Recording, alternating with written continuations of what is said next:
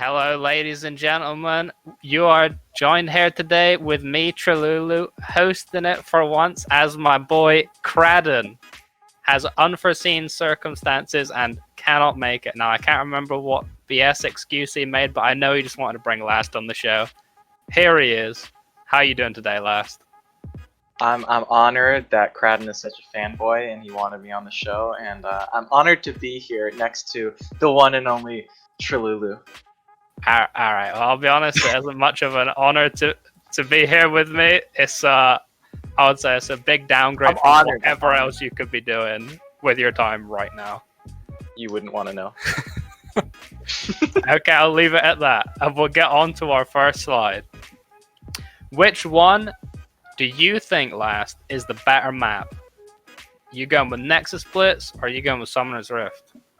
Well, is this the better designed map, or just like... It's which one's better? Alright, I think Nexus Blitz is just prettier. Of course, Summoner's Rift has all the Easter eggs, and it's been there forever, and they've always updated it, and it has history, man. But Nexus Blitz, it's gorgeous to look at. I mean, if you have it on the lower settings, it can be kind of ugly in certain areas, but it's drop dead gorgeous. Yeah, I fucking hate Nexus Blitz. I completely agree. That map sucks so much dick. There isn't even like some dragon in the top left of the corner. You ever seen the top left of Summoner's Rift? That shit is beautiful. It's a completely still image, but it's beautiful. Yeah, I mean, at least they poured thought into the map. ARAM's sort of just a vertical line, and then Summoner's Rift is just same colors. Nexus Blitz is so vibrant, and it's pretty. It's new. It's the worst map. Definitely, for sure. Definitely, even worse than ARAM somehow. I don't know how they did it. I'm gonna go with a this on that one. All right, well, I'm going with that to completely agree. All right. I love Summoner's Rift. All right, and then after that complete agreement from both sides, we'll see what comes up next. What we got? The better visual effects update, Ari or Udyr. Did you look at either of these last?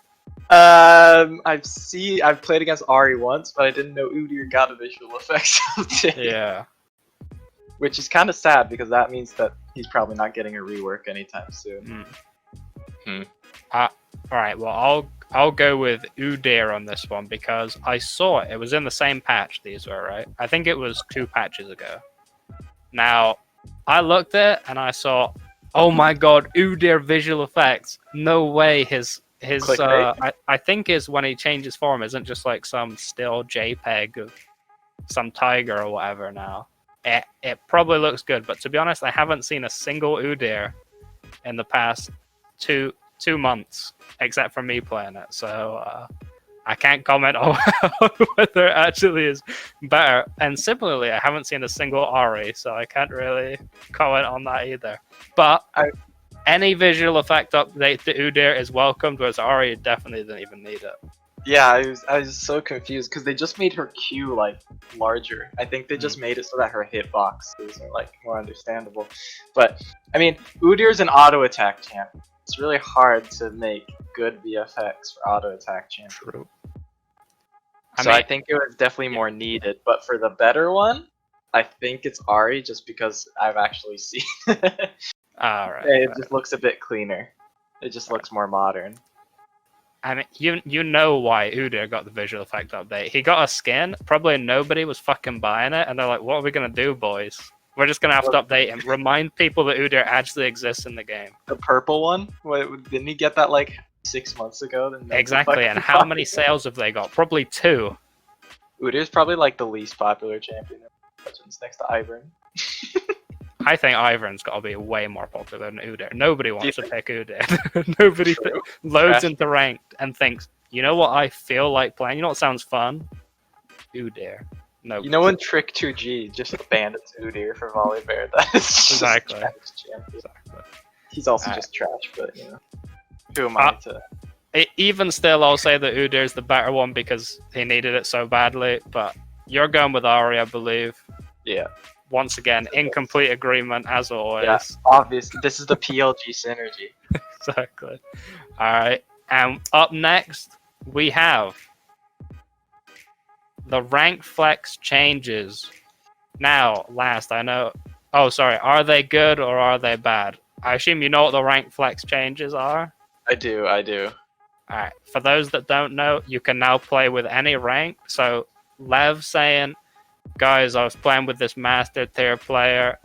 Now it's kind of a bit more of a viable excuse. You know, say that guy was actually in diamond and he was silver in flex, as I'm sure he deserves.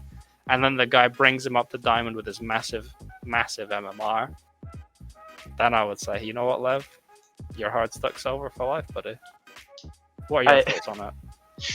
I mean, it's going to be fun for the admin team to get through this with the flex provisional ranks. But honestly, flex queue is a fucking joke in and of itself. I don't care what they do with that mode. Make it all random for all I care. I don't think it was necessary. I mean, flex queue has always been really scuffed. So maybe like in the lower... I guess if people want to play flex queue, most people are just like sitting at 10 games, like silver 5 or silver 4. So if somebody actually grinds out flex queue and is like, hey, you want to play? I think that makes sense, but I just don't see that was a necessary thing for Riot to put actual time into. Yeah. I mean, okay, for me, I'll have to say they're good. Because the only time I touch flex is when my real life friends ask me to play flex and they're all silver. Or when the Sac lads ask me to play flex and they're all silver. And you may ask, why would you ever play flex? It's basically just normals. That's exactly what this change has done. It is now normals, but with points. Because the ranks are completely fucking random. Because you can play with anyone. It is literally normals with points. I mean, flex was scuffed before. Like, I've had friends that are silver in solo queue and like gold 3 in flex that are playing with diamonds. It's so scuffed already. Like, you could already play with diamonds, gold 3 in fucking flex queue. Now they just made it even higher. And sure, if you want to go do that what your friends are doing, fucking weirdos. But like, if you pick a troll comp in flex queue, whatever. But I sure the changes are fine. Doesn't matter. It might help some people. I think it'll do more good than bad. So I guess we'll agree on that one.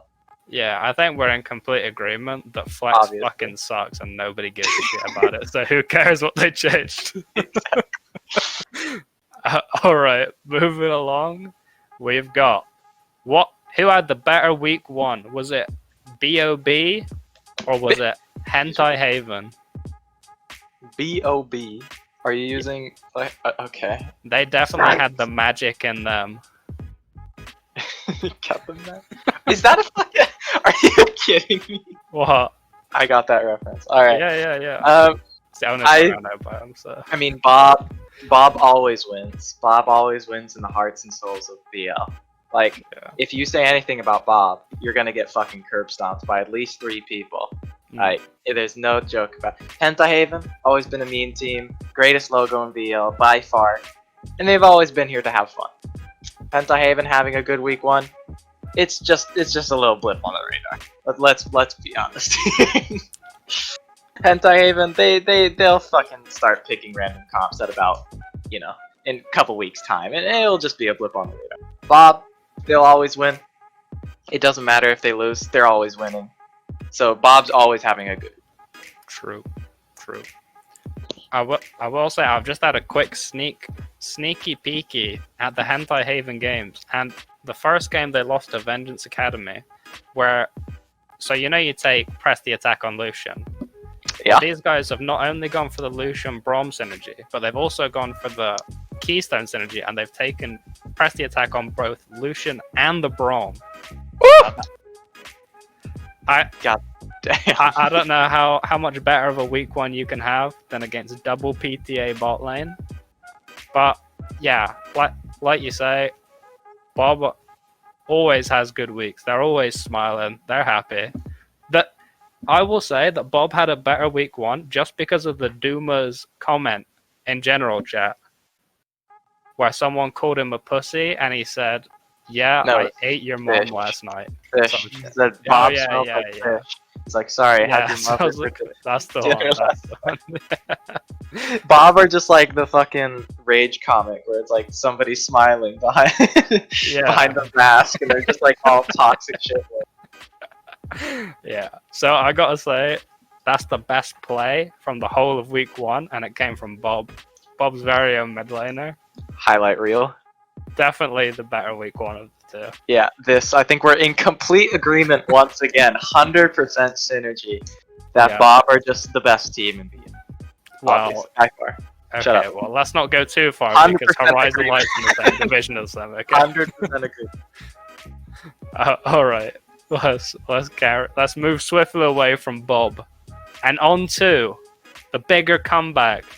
John Wick into the Reddit inboxes, or Bauer straight into chats about solo queue, complaining about how he gets entered every game. The John Wick sits on Reddit, the fucking degen he is, you know, fucking the World of Warcraft South Park screenshot in a nutshell, waiting for VL split to start, or like right before, so he can wait and look for like people searching for coaches, and he's like, I'm gonna fucking mess up one person's day, and that's gonna be like his masturbation session for the next 3 weeks. It's so it's so sad and depressing that this man just does it for fun in a community league that like maybe 80 people care about. Like, it's just depressing. Bauer, we all enjoyed the time we had without him. You know, it sucks that he's back, but we'll have to deal with it no matter what. At least John Wick got banned out again. Yeah. I'll say, I don't understand why the fuck John Wick keeps coming back. I don't think he has like any friends in VL or anything. Like, No. I mean, maybe he does. I don't know him very well, honestly. I played on a team with him for like 2 weeks before he got bonked.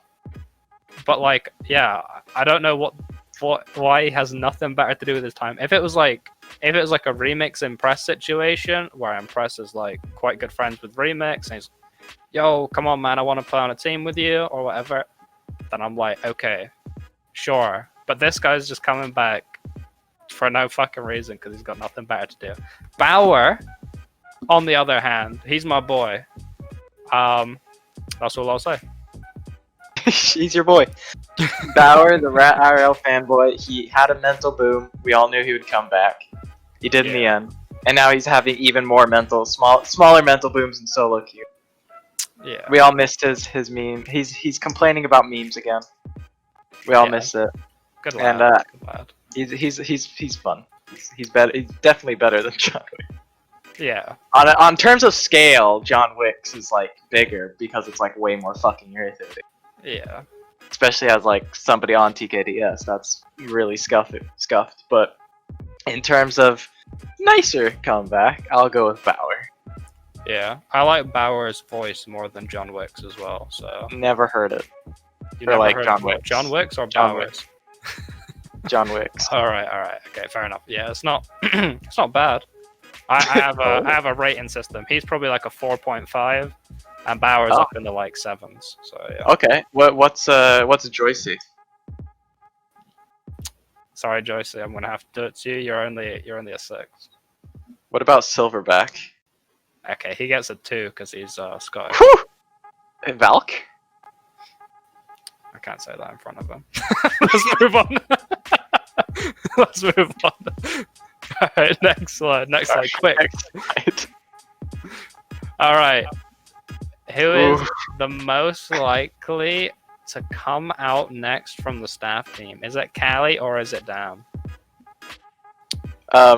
These pictures are... Somebody spent time photoshopping these pictures. What do you mean photoshopping? Oh yeah, sorry. That one Callie unedited. leaks nudes. Christ. I have to say, the Dan one looks pretty good. If only he had a neck, it would look if he had better. a bit of a smaller head in that picture, that would be good. Yeah. I mean, Callie, he's always tried to be a little shit. He's always trying to flex his muscles, which can mean two things. It can mean that he's actually that manly, or it could mean that he's secretly, you know, hiding in closet. All right. I thought you were gonna say something about how him flexing his muscle means he wants to come back mid lane on the Rift and show Yeah, his stuff. Not, definitely. not he's concealing his sexuality. Dan, don't know much about the guy, but goddamn, that picture is something else. Okay, all right. I'm glad that you're completely ignoring the original question to just admire these pictures. That's what I like to hear. I think the most likely to, I don't know what it means by, oh, come out. Oh, Yeah. That's what it means. I thought it meant leave the staff team. Okay, now Production my team, brain's right? working. The cogs are turning. The spider webs are going away. You know, right?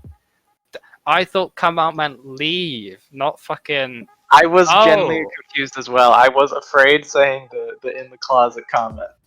Okay, right. Finally, my brain's working. Right. Yeah, it's gonna have to be Cali. 100%. Yeah, 100% agreement as always. Yeah, every time I play against the mid lane, he gets absolutely fucked. So he's Oh, already used to it. okay. I think that's all that needs to be said from me on Yeah, that one. that's all that needs to be said. Next slide, rolling. Keep it rolling. Think the next one coming up, maybe the last one. It should Only be time will tell. Okay, okay, right. Now this is a really difficult question. The question itself is the better caster, Nymera or Initialize? I will preface this by saying I don't know them by their voices. So the one that says the funny things, which is probably both of them. So that's part of the caster's job. He does the funnies. yeah, that one I like him. Yeah, I've heard them both cast, and I'm like on the casting team myself, kind of half, not really, done one cast, but that was with Everyday. I've seen Nymera did post a montage of his casting. I did have a good chuckle from that. Initialize, I've seen him on one or two casts. He knows what he's doing. He knows what he's talking about, and he has good like play with his co-caster. But I think I'm gonna go with Nymera because he just has some really witty and some very creative things during his cast. Yeah, I'm also gonna go with Nymera because he was Diamond at one point. I think I don't know whether he is now. Hey, but because I can't distinguish the two from what I've heard of them casting, they're both brilliant. But I can't tell them apart. I mean, I can tell the voices apart, but I can't match them up to the names. All VL casters are brilliant. You can't bring them down, man. They're all good. Shut up. There was this one time there was this guy called Last casting some Annie versus Zerath gameplay. Now that is top tier, and anything else after that, terrible. Oh, I remember casting that game, and I said that the Tibbers flash ulted into the backline. Yeah, when it was a 1v1. That was great. It was good. I like that. I'm gonna go with Nymera, like I say, because he's Diamond, and of course I'm sure your reasoning is exactly the same. He is a game Diamond recognizes game. All right, I believe that's the last slide. That's all we got time for today, folks. Unfortunately, you won't see much of Last's face on these anymore unless Cradden decides to give him some more screen time. But never fear, you can double right click on this YouTube video and click the loop button so you can rewatch this infinitely until YouTube breaks, of course. And so look at this beautiful face, listen to this amazing voice, and just kick back. Yep, don't do any of that. Don't do any of that, actually. I've changed my mind. Go back and rewatch all the other episodes there. Okay. Anyway, ladies and gentlemen, that's all we got time for. I've been the host for once, Trululu. I've been joined with Last. And I hope you enjoy whatever games are coming up. I believe it's 7DSS versus some other random team. One team. Two other games one other game going on. You said host. Whichever one you want. You're not going to be host again. Huh? You're not going to be host again. This is your only time. All right. Just get a taste. Enjoy the games, boys. Yeah. Enjoy VL community. Baby, wait, I know that you're afraid, but it'll be okay if you just stay with me. And we can run from here, and we can disappear, and they won't find us where we are going, dear. So baby, hold on to me, 'cause I know I can make you believe in something that only we can see. Oh, so baby, hold on to me, hold on to me.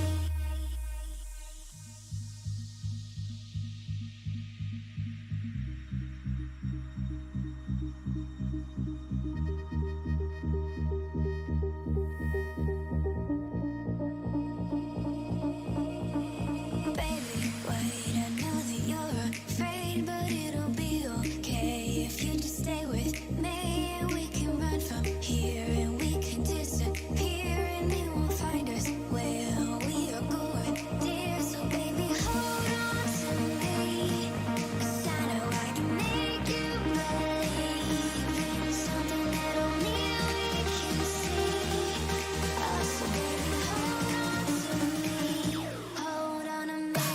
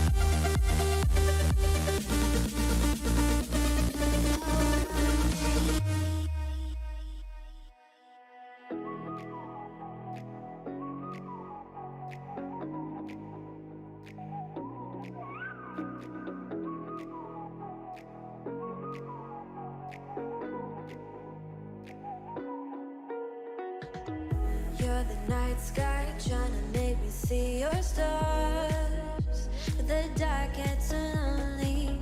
Now I see violet, I can feel silence. And the dark's all that I see when your stars have burnt out and your heart makes no sound. I'll find violet in your eyes. You'll always be my night sky.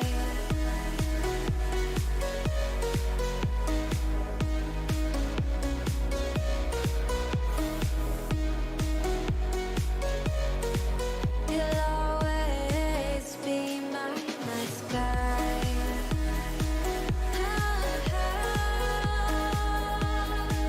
Be my night sky.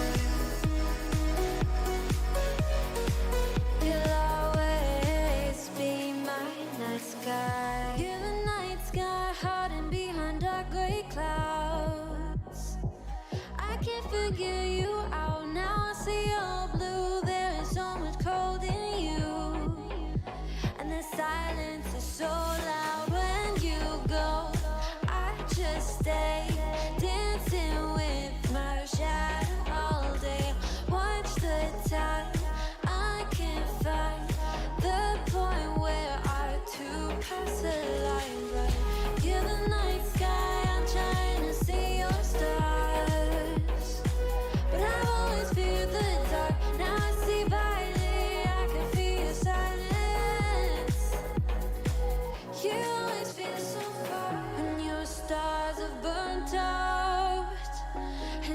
heart makes no sound. I'll find valid in your eyes. You'll always be my night sky.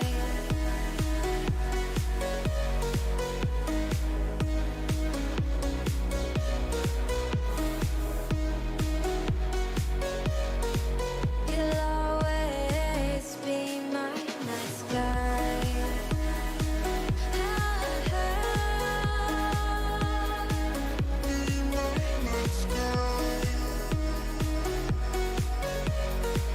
You'll always be my night sky.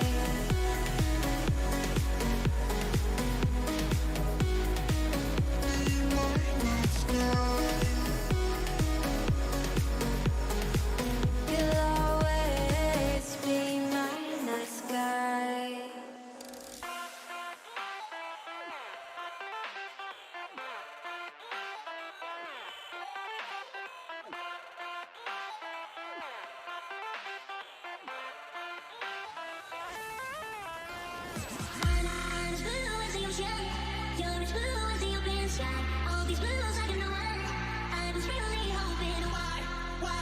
You and I come together like we can change the weather tonight.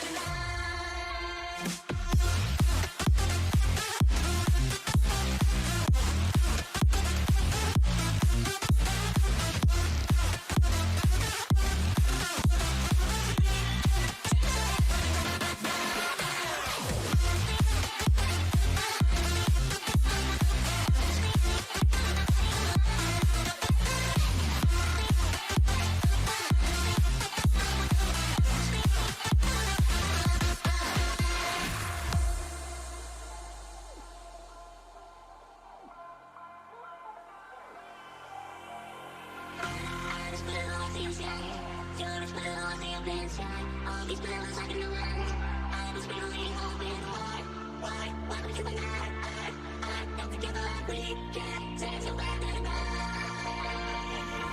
I'm as blue as the ocean. You're as blue as the open sky. All these bills I can know. I was really hoping why don't you and I come together like we can change the weather tonight.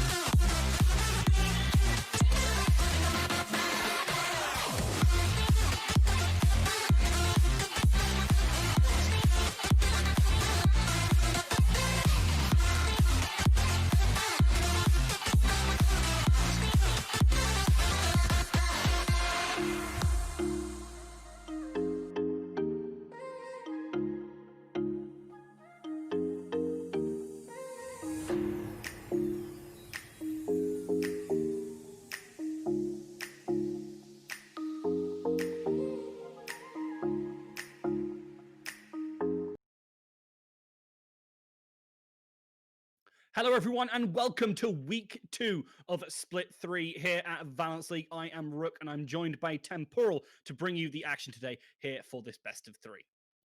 My throat's seen better days, but we're here, we're ready, we're excited. We've got on one side Sacramentum, an old Valence League favorite, I believe, and on the other side the Slowbros, who I've not heard of or seen before. So that'll be a fun time for me. Rook, you can feel free to fill me in because I'm not always sure about the storylines going on. Haven't seen too many of the storylines. Obviously, we're only in week 2 here, but a couple of players I do recognize on that side. Don Quixote is a player who I've seen around before, has been a very stellar AD carry on the whole, and Mental God also has kind of stuck in my mind as a particularly fantastic player. Yeah, the names are bringing back memories. I just can't quite pull it all the way through. Of course, on the side of Sacramentum, I do recognize John Joe, Wavy Lad, and Zyphora. Maybe the rest of the team. My brain's sort of pulling a weird one in the sun. It is very, very warm today. Way too warm. Honestly, I don't think we should be working in these conditions, but we are here regardless. We're bringing you these games, and yeah, I mean, obviously, a couple of kind of mainstays in Valence League. Sir John Joe, obviously, ranged top laner extraordinaire, and Wavy Lad, Coco, Ubin Cyphora. We've seen them around before. We have. Should be a fun one to get us really going into the split. We'll see who manages to stay undefeated, who manages to claw back from an unfortunate week one. I haven't got the results based on last week, but we can assume both teams here quite eager to get on the board. Indeed, they are definitely excited to catch this one. And I mean, honestly, if you are excited to catch this one, don't forget, if you didn't see last week's, you can check us out on esportspedia.com/lol/Valence League. Or you can pick up some apparel, some Valence League sponsored apparel from gamersapparel.co.uk/store/Valence. Their mugs are fantastic. They certainly are. And if you need to rehydrate in such blistering summer heat, I think they're perfect for that. But bringing things to cool down, we're taking away that Ashe and taking away both Senna and Pyke in the support role.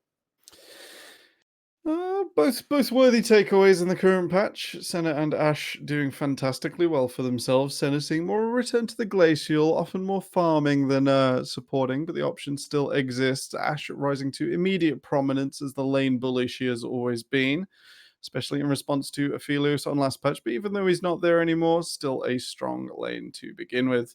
Pyke has seen a bit of a rise to resurgence. Any Polypuff fans will know he runs the Unsealed Spellbook and can do some pretty disgusting things.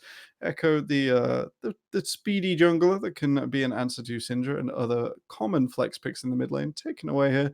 Won't see anything. And then I think maybe some comfort for John Joe, like the absence of Kled. Normally good if you want to play something ranged. There certainly is, but Volibear getting picked up by the Slowbros. And how do you feel about this pick? Because I think it's really strong right now. Volibear are the easiest B1 flex in the world.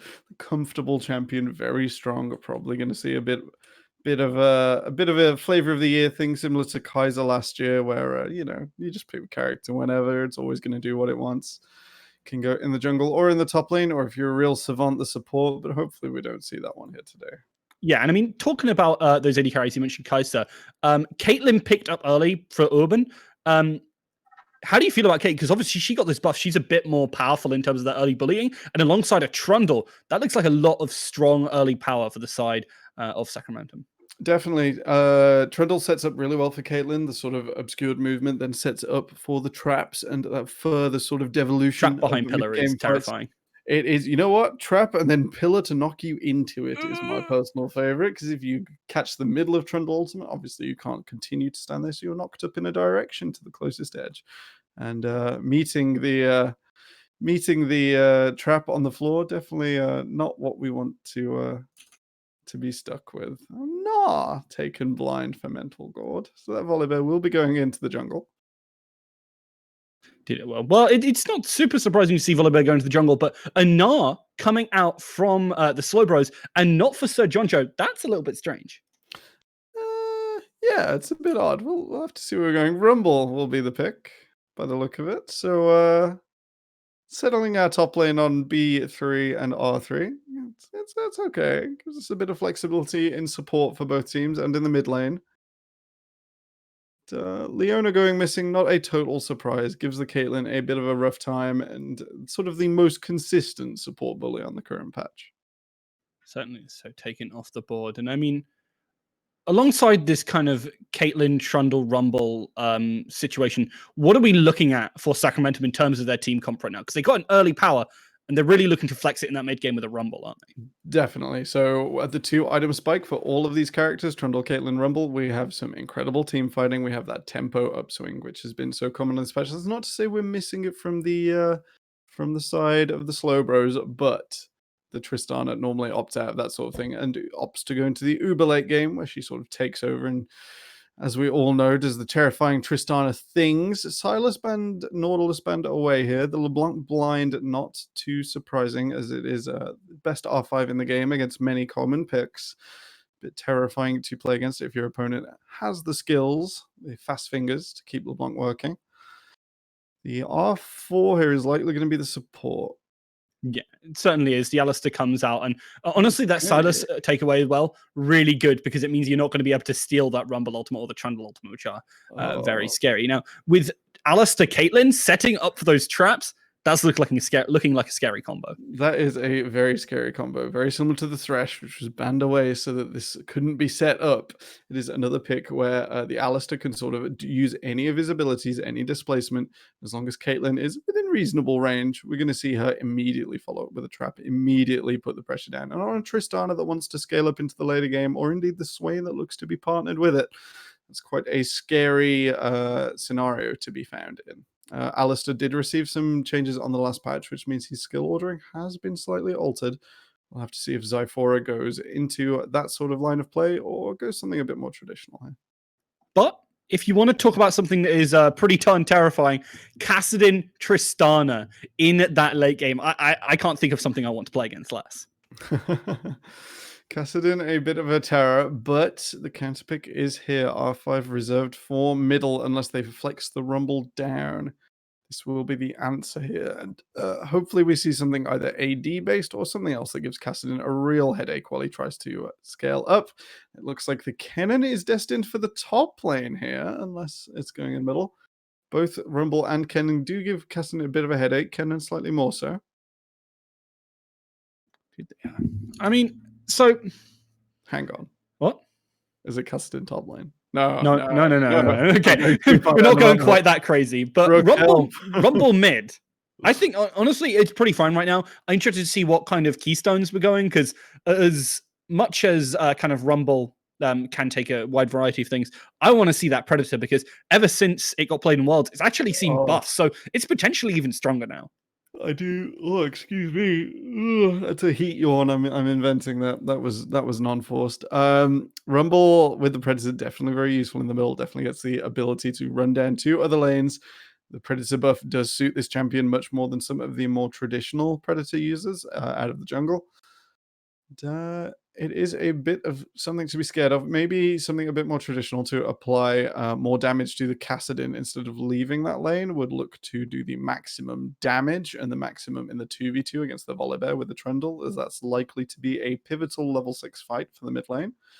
Kassadin will look to sort of get back on the board as quickly as possible with the aid of Volibear. And then with Trundle and Rumble in the 2v2, it's going to be really close. It's going to be definitely Riftwalk based.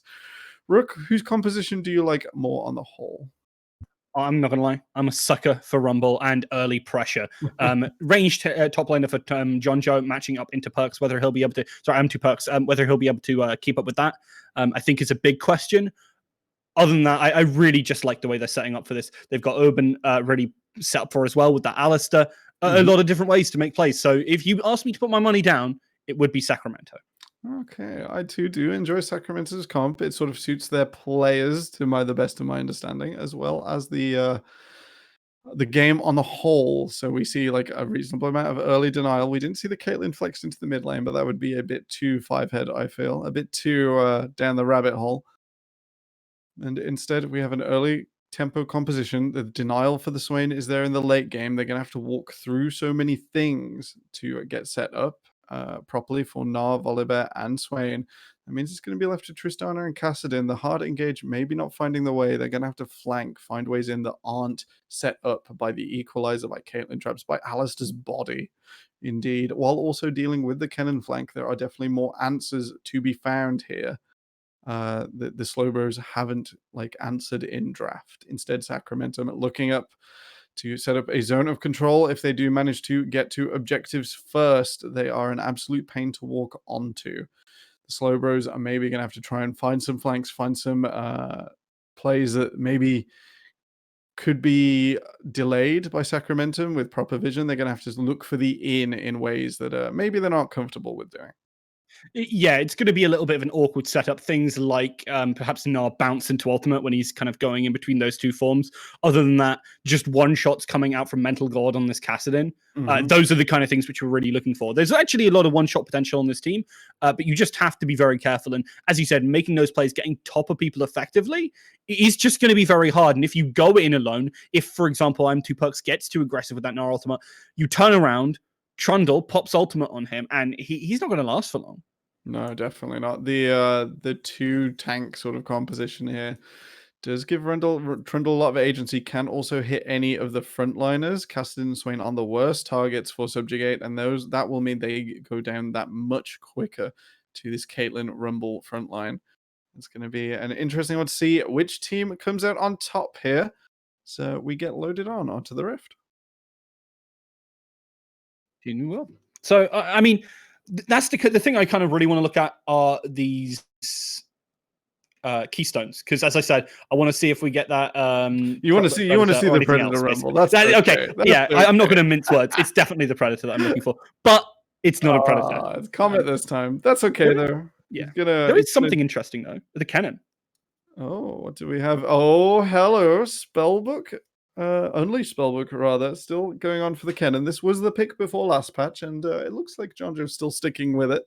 The bit of the delay on choosing your first summoner spell and the reduction in cooldown per summoner spell used, not dissuading him here, means that he can use the teleport for the flank and quickly switch onto something else, have that used for the team fight, or to empower himself in a side lane if there is no teleport advantage on the map, to try and gain an edge there somewhere. Trundle opting for the press the attack rune here instead of the phase rush indicates he's going to maybe look for these 1v1 duels. It's not going to be about those team fights necessarily as much, not so much about the positioning and the max range pillars, but maybe a 1v1 against the Manar, maybe a 1v1 against the Volibear, maybe a little bit of a duel on a lost rotation, or catching people out will be the answer. Don Quixote definitely opting in for the tried and traditional press the attack here. Means that they will have Exhaust and Ignite in this bottom lane, and the maximum combat, the way it goes. Both lanes opting in for this. I'd be a bit scared as Auburn. The Exhaust maybe not doing as much here until Mental God reaches 16 and is diving forwards onto this Caitlyn.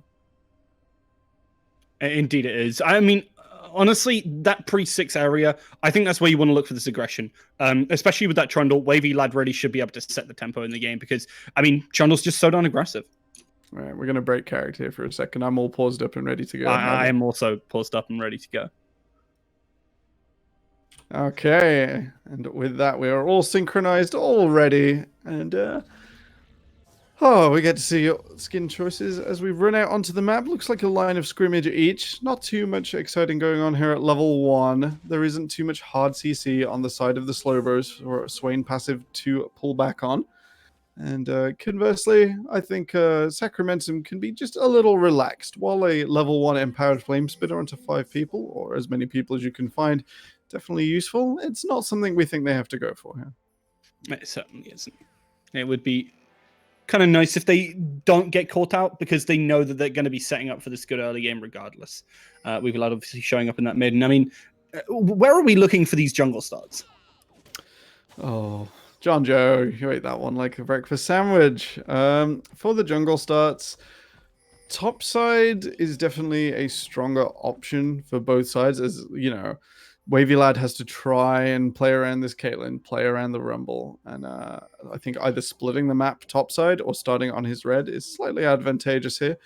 What Rose? Oh, hang on, I'm going to say that a little more slowly. Row-eyes? Row-eyes. I'm going with Row-eyes. That's the silent W. Or Where?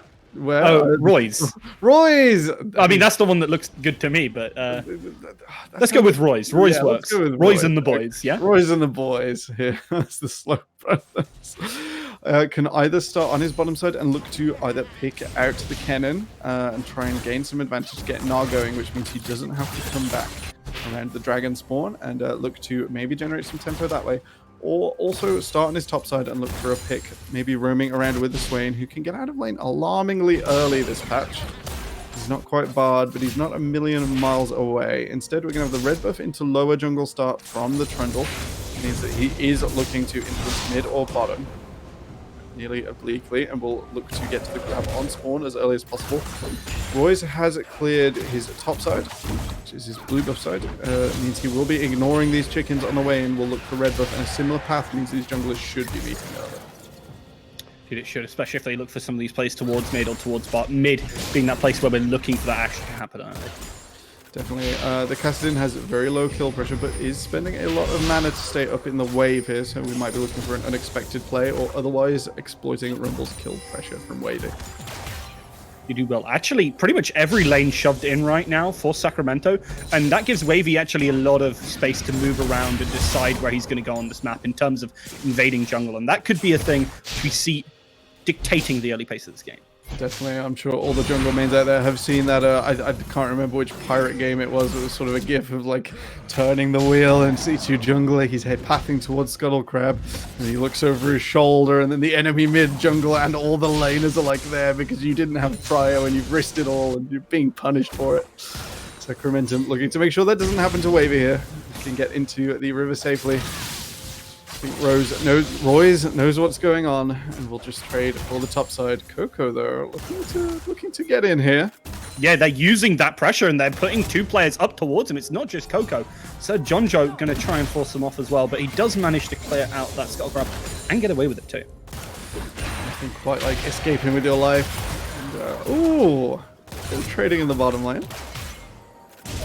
Indeed there is, but Zyphora are going to be able to heal that up a little bit. It does have a little bit of the health there, but Coco is the one in danger right now as they're going to go straight onto him. The flash comes on in. Still a lot of damage going on through Coco. Having to expend that flash early makes it hard for them to make the plays that they were looking to do before this level 6. In your last few waves before casting getting level 6, what you want is not to be burning your own flash. You want to be burning Kassadin's flash, making life difficult for him. A huge mid lane, huge build-up of minions now. It doesn't mean Coco's kind of stuck. Headbutt pulverize in bottom. Yeah, isn't going to lead to all too much. In fact, Zyphora are taking more damage than they probably bargained for. A lot of damage going down there, and actually goes down to the Ignite. Didi goes aggressive. Urban not respecting that, and so much damage coming out there. Didi will go down, but the flash for flash will mean that C will be able to pick up those, and some really nice stuff, and that is what I'm expecting from Didi. A lot of respect for this man in the AD carry position, and C able to partner with them, bring some fantastic aggression. That was a fantastic airplay. I think Zyphora not realizing after the headbutt pulverize, once that aftershock's gone, it gets a little bit tricky there as the Alistair. And, definitely punished. C picking up 2 kills is pretty huge. Gets himself a blasting one at this stage, but takes a while to get going on support Swain, especially with the current items. Is once you've got your 1,000 gold's worth of farm out from your laner, sort of duplicated, you do tend to run a little bit dry in the economy. So 2 kills here in the early game should get C going exactly the way he wants to before the mid game. The question I have is, what is actually that blasting one going into? Is it going to a row, or is it going into Leandries? What are we thinking of? Your guess is as good as mine. I'm going to be like super. I think frank. it's going to be a rower. Rod of Ages is a good pick, but it's sort of. It's very tempo based. If you fall behind with a Rod of Ages, it doesn't matter. Like, the stacking up will not save you. But if you're ahead, Rod of Ages can make it like that super gold efficiency can make it seem like you've just generated even more advantage here. And could really cause Zyphora and Orbit some trouble.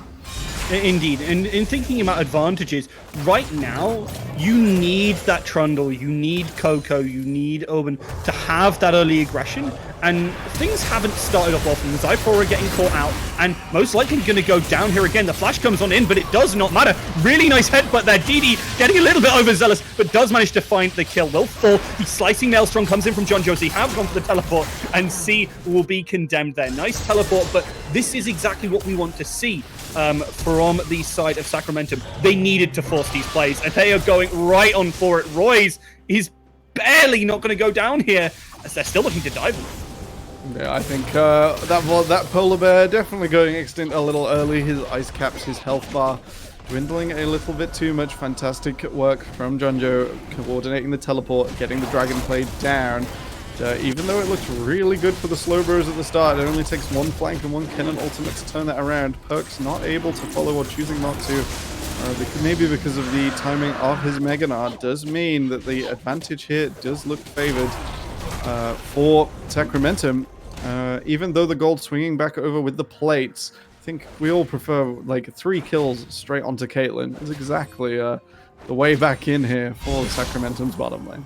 Yeah, because it started off really well, didn't it, for DD? And then as soon as that play comes back in, you're putting the effort in, you're putting Urban really ahead, and it actually needs to happen. DD getting way too overzealous, jumped forwards right at the start there. That's not what you want to be doing on this Caitlyn. Sorry, not Caitlyn, Tristana. Tristana, the Trundle Pillar as well, cementing its lures. Not even a hope for a cheeky escape. That does mean the Ocean Dragon at this early stage goes over to Sacramentum. Ocean Dragon, a bit of a funny one when it's on its own, as we all know what happens with Ocean Soul, so we're not going to elaborate on that one too much, but the earlier you can get the single Ocean Dragon, the more it can do for you throughout the game. It's sort of like a potion, right? If you can have the same potion ticking for longer, that just sounds like a greater advantage. Getting it here at this stage does mean our lane's probably that little bit more healthy. Jonjo trading pretty aggressively here with Royce. Yeah, and Royce is all too happy to take this. I don't think there's the ultimate up. Actually, Jonjo does have it. Will have to burn it to keep themselves alive. Is trying to turn onto Royce here, but just cannot make that fight. You didn't see Wavy Lad even think about coming up. He just knew that they were going to go down. And so Jonjo falling like that has to hurt. It has to hurt. Maybe a little bit of unfamiliarity with Volibear, the exhaust and the ultimate sort of all chiming together. It looked like he was pretty happy to take it. He is. We're going to be seeing Zyphora trying to get this stun on down. They're trying to finish off C. TP's coming on in, and you can see DD continue to try and go for this. This is very aggressive. He does not have 6, and that is a double kill given over. Wavy is trying to get aggressive as well on this top side, as you see even more for. That is going to be the Rift Herald and everything going over. I'm2Perps has managed to transform and will be able to deal with Zyphora, but so much damage leads me to believe I'm2Perps will not be long for this world either. It doesn't even get that kill. Really unfortunate to miss that one at the end. I'm not sure if it was the Triumph special here for the Alistair, but either way, lives to moo another day. We did see the strength of the Triumph press the attack Trundle, able to 1v1 down Roy's, subjugate, dealing a load of work in the 1v1. I am losing my vocabulary. Oh god, take it away. Yeah, and I mean, honestly, Sacramentum making power plays across the map, picked up that retro, picked up the kill there as well for Wavy Lad. Really didn't have a great start to this play, to this game, but managed to pick that up, picks up first tower, and this Caston that I was looking at and going, actually, this Caston looking kind of nice, really setting themselves up for that mid to late game. Now, doesn't have that rower yet, doesn't have a tier 1 tower, and is actually in a really precarious position. It doesn't have a tier of the goddess either. If we were going for that hyper late game scaling custom, we're sort of opting out and taking chunks off it to try and get a little bit quicker. I've had a drink of water. Hopefully my vocabulary comes back. It is far too warm today. It is, and we've got spicy plays to complement that as well. It is. It's like hot food, hot weather. What more could you ask for? But yeah, those plays towards the bottom lane, I think we're going to continue to see them. And honestly, hallmarks of great teams with good coordinations. Unfortunately, I'm2Perps in the gang, not actually able to make theirs work early on. Definitely. Using the teleport at this stage as well does mean it is missing for that next dragon. You identified Sacramentum wanting to upswing through the tempo in this game, get that objectives on the board, and deny the Slowbros a way back in at a later stage. And it is all working out here. That teleport from I'm2Perps will not be available. May have to see a lane swap there from Mental Gord to make sure we have a 5-man stack on the bottom side. It's all that bit more difficult as the Caston teleport is Meganar teleport, let's face it.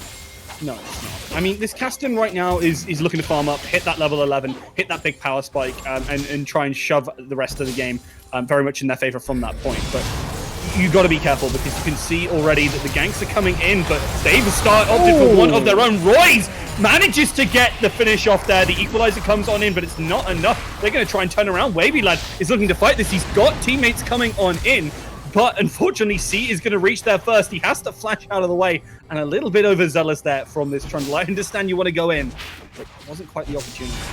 Royce is doing a lot of work with the flash Q on this Volibear. It is a fantastic combo. Volibear should be looking to get as much gold on the map as he can now to try and enable him later. He will not scale for free, so has to do the best he can as like a standard bruiser setup, where he has to get some items under his belt. If he wants to 1v1 people with that wounded debuff that Volibear is so strong as a result of these days, you have to try and get on the board, otherwise you will fall away in the 1v1 that little bit too much. Mountain Dragon has spawned.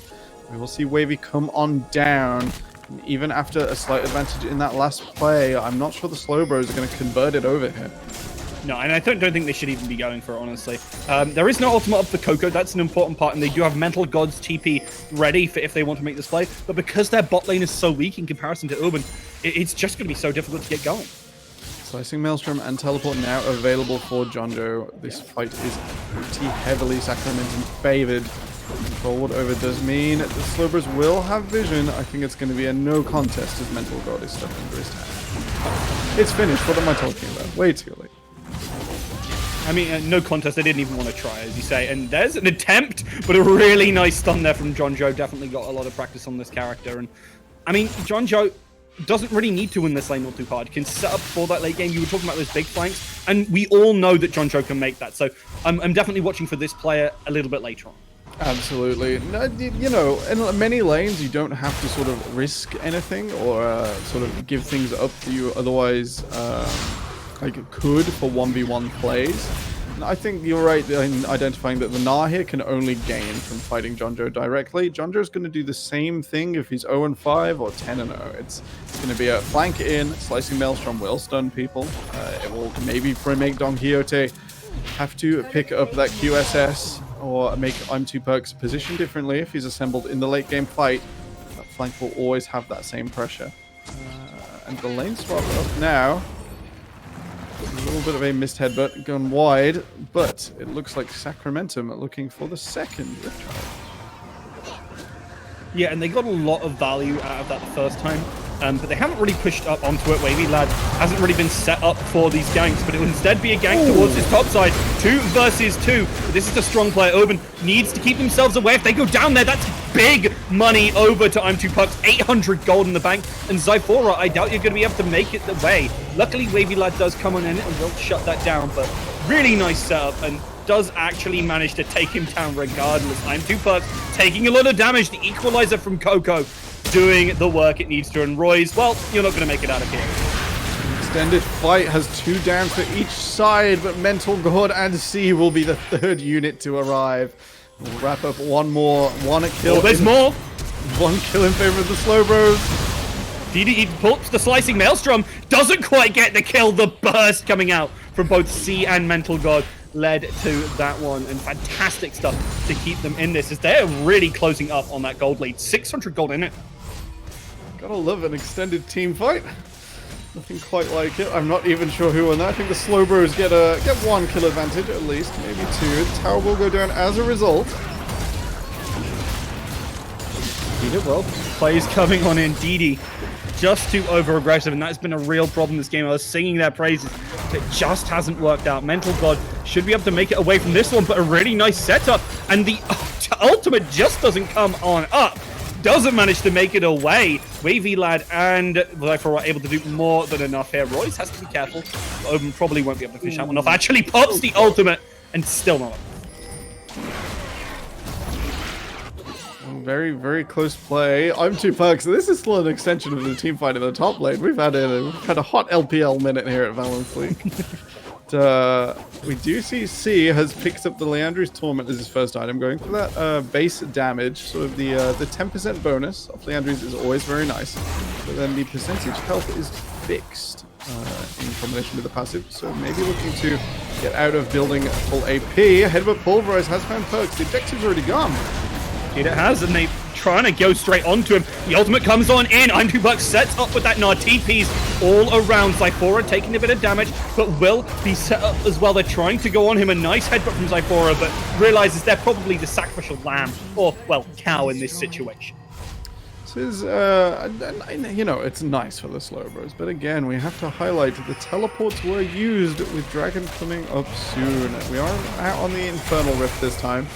But that will be Mental God's teleport, and a number of flashes still not available in time for this first Infernal Dragon. With Crab over to Sacramentum as well, it's looking like they continue to be favored. They do manage to maintain the Rift Herald as well. We'll be looking for that one to be used for pressure beforehand. Losing the mid T1 does sting here, but it's Tristana. She was always going to do this, and she doesn't quite reach it this time. Yeah, some nice stuff from Wavy Lad, really flexing with that 3-0 position and, well, power in the mid game. Wavy Lad really realizing that that's what he got to do. And with this Herald, he should be able to set up for something more once he's come back from the shop. Definitely, if you park that one in the bottom lane, someone has to respond to the T2, otherwise it will go down solo. That will mean a free in to the Dragon Pit and comfortable setup here for Sacramentum, even though they are slightly late basing. They are. We see, again, Zyphora a little bit too far forward, unfortunately, as per usual. We'll be able to make it out without taking too much damage at this time. A lot of vision cleared, and the Slowbros really setting up for this fight. Absolutely, it is the struggle of Ward there at the back of the pit, missed by the Slow Brothers, so Sacramentum will know something is going on. They are moving in. Perks has got his teleport back up. Jonjo has it backed off, so he will be able to use his safely if a fight does break out. Sacramentum should be looking to push off the pit here with the Caitlyn and Alistar. They have fantastic brush check. Teleport in from Perks, but Jonjo is already here. Indeed he does, and he had Ghost, he was setting up for it. Only managed just to lock up Mental God. Takes a lot of damage as well. The Equalizer comes on in, but it's not all too useful. Unfortunately though, oversteps, C goes down, Roy's will fall as well. It's not the Equalizer, but all of this follow-up damage that is managing to do the work. Mental God is not long for this world. DD will just about make it out as Zyhora is going to get stunned after time. 2 Bucks is covering for them, but there's the flash as well. They're going right onto them, taking down everyone. This dragon is theirs. They are looking towards Soul Point, and this is fantastic for Sacramentum here. A couple of points I want to highlight from that last fight. Sacramentum definitely advantage, played that one fantastically well. 5 for 1, only losing Jonjo, who we highlighted will do the same thing no matter how much gold he gets here. He managed to use the stopwatch already, but Zhonya's will not be far away. Did manage to pull the members of the Slow Brothers down into a pattern that, even though the Equalizer didn't completely match with, meant that Urban and Zyphora were able to control C's Swain, take him down first, and move on without worrying about moving into the Swain, like the Swain zone, the prison, the place you never want to go unless you're like definitely equipped with your Morellonomicon and your anti-heal on their various items. That meant that a lot of the early advantage of the Slowbros that we'd highlighted, those kills in the bottom lane that sort of were carrying on through gold, were nullified in that team fight. And Jonjo going down as slowly as possible meant that a clean cleanup was able to come through. Zyphora ready on the blast cone. Did mean that he was able to control Perks' ability to leave there. An extended team fight going down in the top lane. Here they are. They're just trying to chase down Wavy Light here. And this will be the damage. Going to be able to stun him on up. There is the smite. And they're just setting up for him. They know they can't get anything more.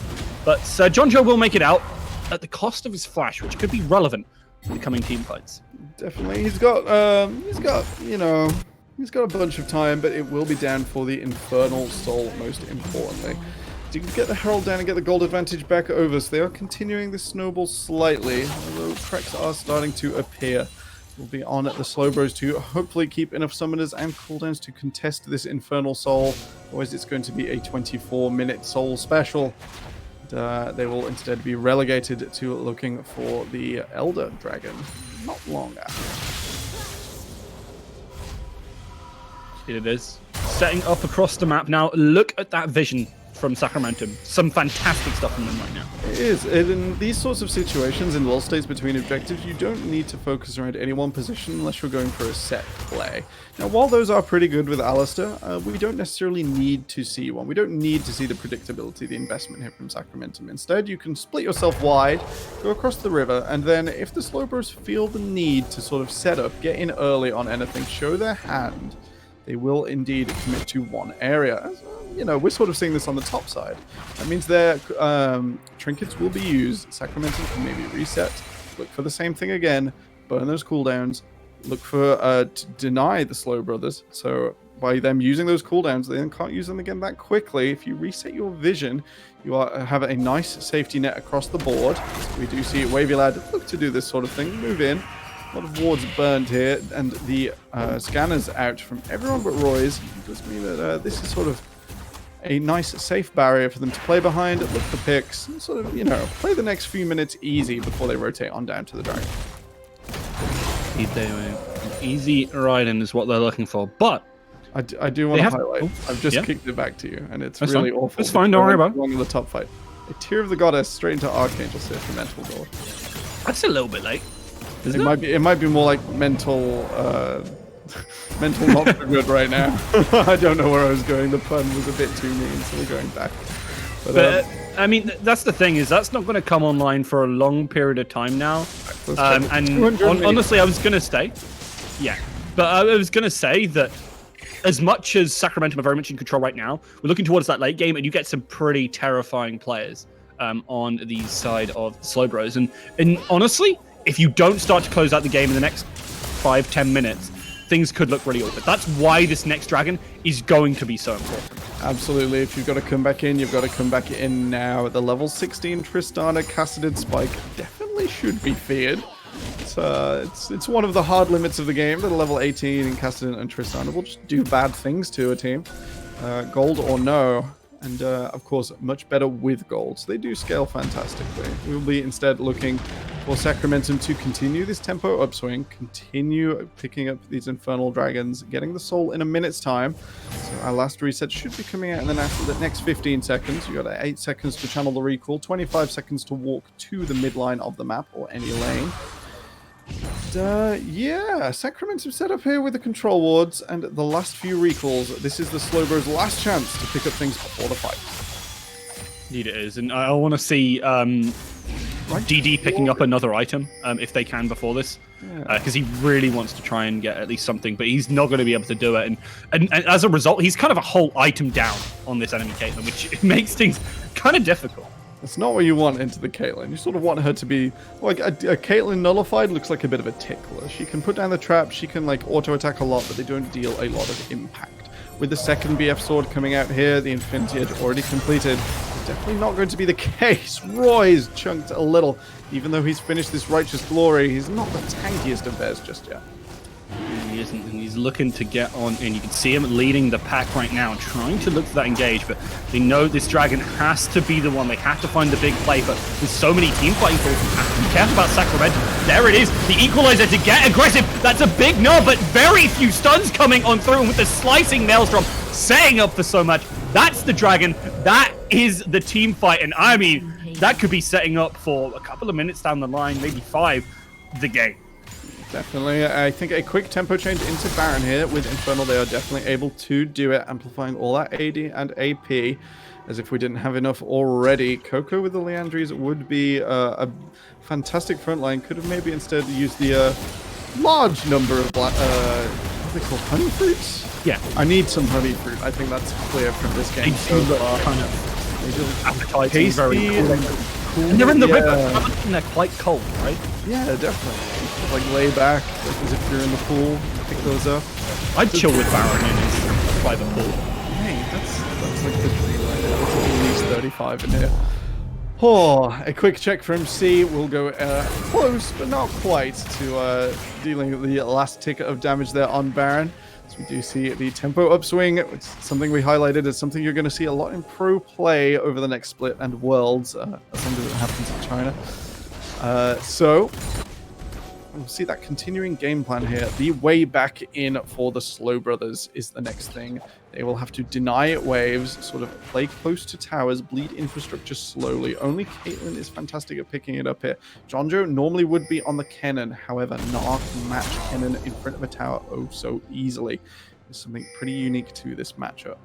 In melee or ranged forms, you are able to auto attack back on, sort of play around the incoming minion wave, pick as much as you can, and then set up for a set play with the Volibear. Nah, ultimate, able to do that oh so easily. Looks like Wavy's gone fishing. He's caught a bear. Normally it's bears catching thing while fishing, but this time it will be the other way around. Does manage to escape. As you can see that vision line set up, you can see with the Baron, they're starting to look for these split pushes. But as you said, top lane, hard to push in. And mid lane, they're not even going for it. They're not going for the Herald there. This is just plays and plays and plays being made on towards that bot side. DD overextends, and this has been a problem for them. There's a reason they're 1-8, and I was looking forward to this play. I was excited for this play. They just have not been able to show up this game. They've been shut down by Oben and by Cypher. Go, another team fight. You're going to save your lungs. Coco is bad. Goes unstoppable. Not even needing the equalizer here. Burning down. C takes tons of damage. That will be a swift team fight here. Yeah. Swift and a swift execution to finish off this game. Setting up for it, you can see the TP coming in from Perks. Not the TP play of the century, but Definitely instead not. Commiseration TP is their entire base just falling apart. Fantastic upswing. Oh, credit Zyphor and Oban there. They are the reason this game is ending in such clean fashion, knowing their damage, knowing that when you've got all of those extra items finished onto the Caitlyn, you can just take an ultimate into the middle of nowhere. It'll deal half the health, and the other half, you get that for free.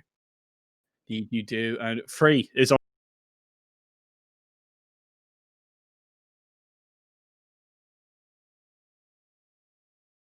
Hello? Have I disconnected? I think Hello? Discord's Can you hear me? Are we back live, ladies and Are we gentlemen? live? Chat. It's alive! It's But alive, just like Sacramentum's chances of 2-0ing the series. I was going to go for the opposite one and say, unfortunately, not like the Slowbros. But they did lose out in that game. Very close in the mid game, but it all kind of fell apart.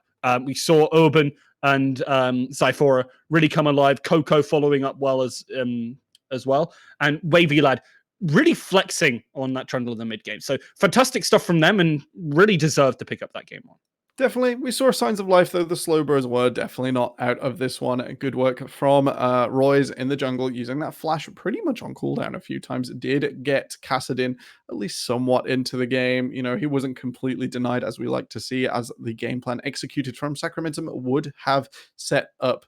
Even though that was the case, the team fight's always going the one way, the tempo way. I think setting up around lanes and using the summoner spells a little more carefully would have maybe made the difference here for the Slowbros, but instead a bit of desperation it does show, and they will end up out of this one slightly.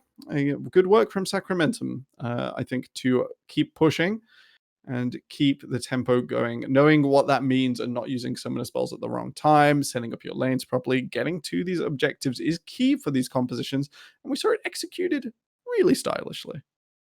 Indeed, we did some fantastic plays, and honestly, I was really impressed by Zyphora. If I chose a player to kind of look at, be very impressed by, I was a little bit disappointed right at the start. I saw some pretty, I'm not going to sugarcoat it, int plays. That's what led to them being down in the first place. Over aggressive on this Alistair, but then actually really made up for it with some fantastic engages. Yeah, I think some of that can be contributed to not understanding Swain's support on the current patch. He has received a significant number of changes. His Q especially is probably the big one in the bottom lane. Even above everything else, he can now just Q 2 people all the time. You can't body block that. Instead, it would carry over through the cone and just deal some extra damage. Maybe the difference in the 2v2 down there. So, we'll have to try and see that come apart in game 2. We'll have to see that Sacramentum be confident in their tempo if they draft the same thing. I get the suspicion they will. Most ranged top laners do play into this style. We'll have to see if the Slowbros either want to opt in and execute better, something similar, maybe keeping the Volibear flex, less scaling in the middle, less scaling in the bottom, and instead look to crush some lanes, get ahead, take the advantage. Or they can go for the scaling again. They just have to make sure they execute on it this time. Indeed, they do, and execute it on it. They will in a game 2. We're going to go to a short break now. Don't go anywhere, because we'll be right back. There is one thing you should be doing in the break, and that is going to gamersapparel.co.uk/store/Valence. I believe we're spamming this one in Twitch chat. Someone who's logged in, please do that for me. And yeah, we'll be back in just a hot minute.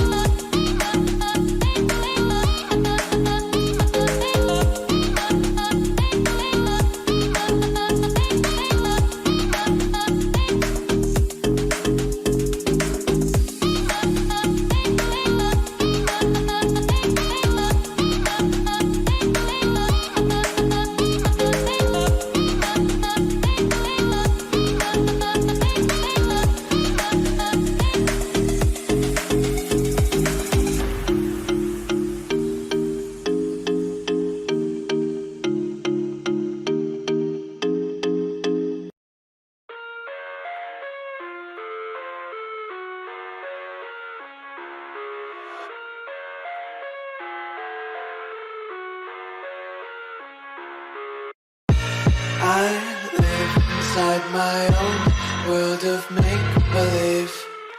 Kids screaming in the cradles, profanities. I see the world through ice covered in ink and bleach. Cross out the ones who heard my cries and watched me weep. I love everything. Fire spreading all around my room. My world's so bright, it's hard to breathe, but that's alright. Hush.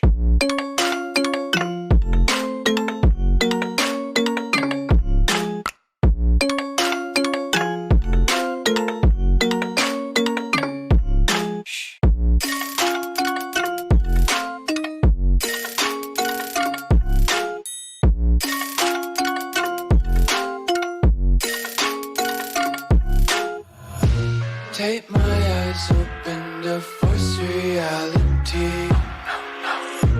Why can't you just let me eat my weight in glee? I live inside my own world of make-believe. Kids screaming in their cradles, profanities. Some days I feel skinnier than all the other days. Sometimes I can't tell if my body belongs to me. I love everything. Fire spreading all around my room. My world's so bright, it's hard to breathe, but that's alright. Hush.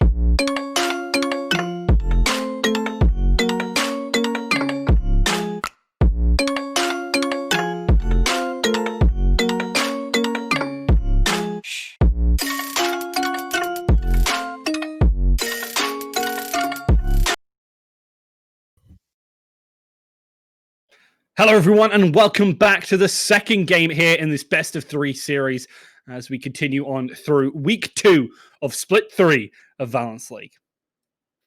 Week 2, Split 3, second stage of Summer, third split. Definitely. Yeah, let's go. We're 1-0 for Sacramentum at the moment. They executed a fantastic tempo composition in the early game against the Slow Brothers. We've swapped sides over for game 2. I believe the Slow Brothers chose red. So we'll have to see if their draft suits that one a little. Oh, no, you know what? We've been gone for a few minutes to grab some water, rest the vocal cords. They've swapped straight back over. So the Slow Brothers are on blue. Now, everything I just said, we're back onto the draft screen. Here we are. And looking at this draft, you were talking about the draft right before we headed off. And Slow Brothers picked a scaling comp last time. Do you think they'll go for the slow approach again? That's an B1 LeBlanc, so probably. That enables sort of most scaling mid laners in the game, who LeBlanc normally tears to pieces by the time they have their first item. It might just be something Mental God doesn't want to play against those, so we'll have to see if he picks something different this time. Either will. Otherwise, things are looking... Do things look familiar? I think things look a little familiar. I do have a bit of deja vu right now. I'm not going to lie. And you know what? I've not quite got to the heat stroke stage of singing deja vu on cast. Yeah, I must keep it together a little bit. We do have the exact same bands as you were clearly mentioning. I hope that's what you're mentioning. If you were saying we had the same people in the lobby, I'd be like, well, yes, Temporal. Oh, yes. That's what happens in the best of 3 for the most part. Just means no subs. It does mean no subs. I'm not sure subs are a huge thing in Valence. But you can subscribe to Valence League. I don't know, maybe on the mainstream, not on this one. But you can pick up a mug, as we were talking about before, on the gamersapparel.co.uk/store/Valence. Definitely. Bit of a different composition, because we had very similar things. Volibear into Caitlyn, but as much as there was that Evelyn, I didn't think it was coming. Trundle. It looks like we're running it back quite a significant portion. As I just spilled water all over my arm. Oh no, at least nice and cooling in this situation. It does mean Slowbros are opting in. Happy to do this again. Stat check Sacramentum and say, actually, you know what? We're still confident we're going to do this. We're still confident in our game plan. Take it all back. Oh no, it's still kind of similar. So this is big brain.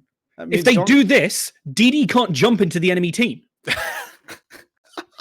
It's true. It'll be limited in his... God. in his options to rush forwards recklessly will instead be relegated to only running in the hard way. And he's got a Otherwise- chaperone as well in and the a Janna. chaperone as well. Janna's been pretty popular this last patch. The primo answer to many of the melee bot lanes we see paired with Senna, especially the Wukong. Champion has picked up massively in popularity, despite being out of competitive for quite a number of years by now. I think Ardent Sensor Meta was the last time. That will get us through the first phase. It's looking a bit more standard here for both teams. Bot lane and jungle not being shielded through the draft, not being banned for exclusively. And that means, it's going to be a bit more of a relaxed second phase. We're going to see the R5 being the ultimate answer. But otherwise, it's going to have to be some flex picks here from the Slowbros unless they want to avoid the fate they incurred last game. Did it well. And we're seeing that Silas taken away again. But this time, both Kennen taken away. And I wouldn't be surprised to see this Rumble taken away as well, because actually, Coco was very impressive on it. Coco did really well. He whipped out his coconuts. The Rumble was indeed in the jungle. That means that we're not going to see quite a return. The top lane from last game banned both our B4 and 5 bans for Slowbros here. So wanting to avoid that one, maybe wanting to enable perks in this top lane. He might be keeping the Volibear this time for all we know. The Gnar removed doesn't mean that the number one go-to counter has been taken away. That means that instead, the Kassadin ban here looking pretty likely. The scaling pick already out for the Slowbros, but they may be looking to run it back and do it again. Indeed, it will be. And that's actually something which I'm very happy to see, because obviously Azir, while a scaler, very good in this mid to late game. Like, still having a lot of lane dominance, and especially over someone who doesn't have range like Rumble. This could be an opportunity for Mental God to kind of switch on, be part of the game a little bit earlier. It will definitely let us show his mental prowess. Ornn lock-in does suggest that Volibear is going to the jungle. Unfortunately, Ornn jungle pretty much removed from the game with his latest nerf, which we all sort of shrugged off in the top lane, but had a huge impact on the way he clears the jungle in those early levels. Unfortunately, only gaining 1% of the HP you already have, a bit lethal when you're never at full clearing the jungle. Ahri, the R5 for Sacramentum. So Coco has opted into the Ahri Azir. Can't say it's a matchup I'm too familiar with. It will be a stat check of Mental God's ability to position within the lane, deny the Ahri properly. Will be the proper question here. The 2v2 again in the middle lane, something worth highlighting. They can roam to other lanes together. They can sort of escort their mid laners in and out of the lane. They can fight a fantastic 2v2 around all of the objectives. It will be the place to look this game, I feel. Yeah, well, and honestly, I'm excited to see how Urban really sets up for this with Zyphora, because this time Zyphora on the Blitzcrank. I mean, we saw how fantastic Urban was on this Caitlyn earlier.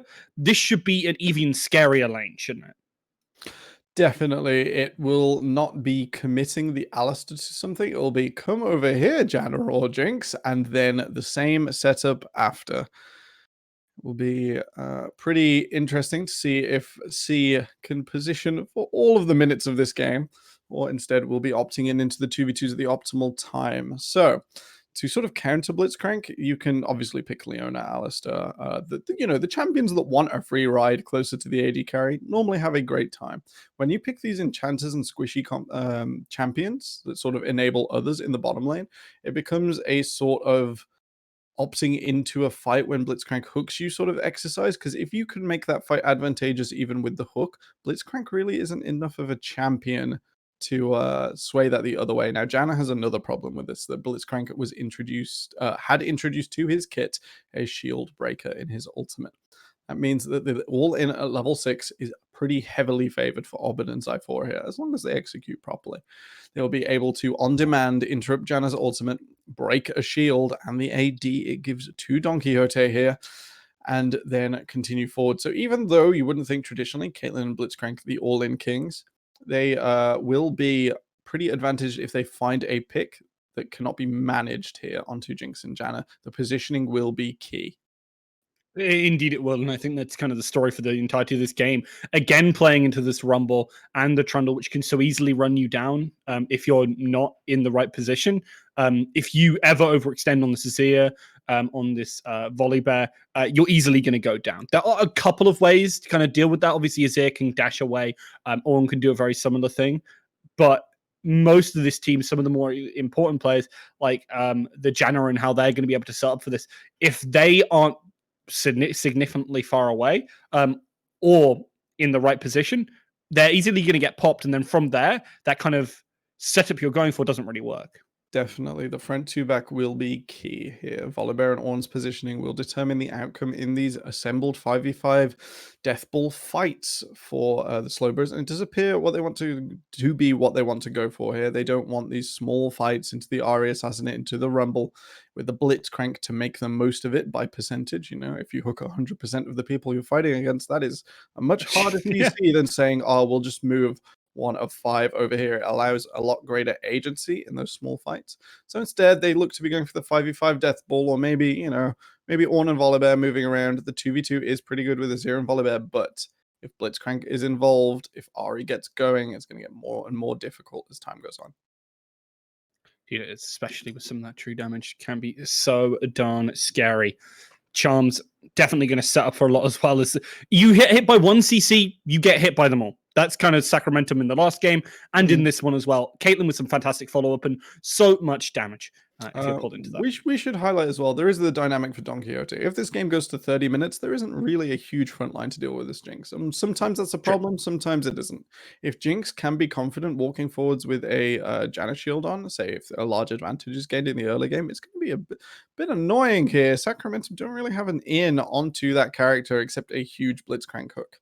So we'll be on Zyphora to make that one work. Otherwise, Don Quixote may, you know, if the QSS is picked up for Ahri, may be able to just run wild here. The potential does exist. However, it will depend on the early game. We'll see it all play out here live.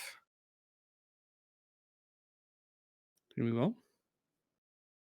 Okay, rune's not too surprising. Nothing too special here this time. No. Comet for the Janna, maybe. I mean, Electrocute Ferrari, people have been running Glacial a lot. Ooh, yeah, okay. It's a similar dynamic to Veigar, I guess, but instead of the Comet, you would then go for the Electrocute or the All-In instead of the Poke. Follow it. We are ready from my side on production. Yeah, I'm ready as well. All right, we are onto the Rift for Game 2, ladies and gentlemen. Will Sacramentum close this one out in quick fashion? Or will it be on the Slowbros to make this series go the distance? Yeah, well, they're definitely going to need to slow things down, set up for that late game. But this time, no line of scrimmage for Sacramentum. They are going for those cheesy places. They are setting up for this top side. And if Azir doesn't catch them early, he might be in for a while of hurt. He sees them, but they're going to see him, and you're going to see that flash come out. Very respectful, but still almost hit. That was a little bit worrying there for a second. I wasn't sure if Zyphora was going to go for the huge IQ play, which is to flash forwards in space, so about the same distance as Mental God. Aim at where you think he's going to flash, and pull him back all the way over the wall to his doom. But that does mean committing a Blitzcrank flash, and it looks like we're going to go for the delayed second invade here instead.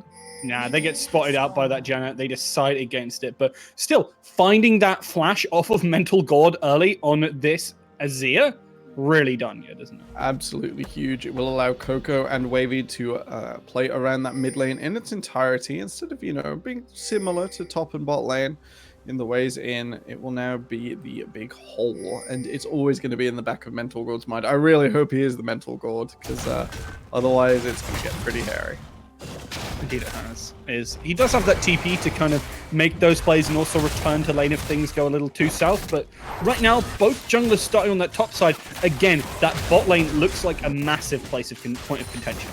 Definitely something else to note. So with rises, boys, you know what? There's a hook. It doesn't matter. Yeah, see, taking a lot of damage early on there, but yeah, I mean, right now you can look at, as you said, those jungle pathings. Roy's sticks on the top side is going for that full clear, is spotted out, whereas Wavy Lad, he's gone right towards those walls. Yeah, both of these junglers do tend to favor their single camps, so avoid the chickens at all costs. It will cost you far too much health. You start with the machete, so you don't gain health by doing AoE or burning damage down. You instead have to smack something if you want to survive.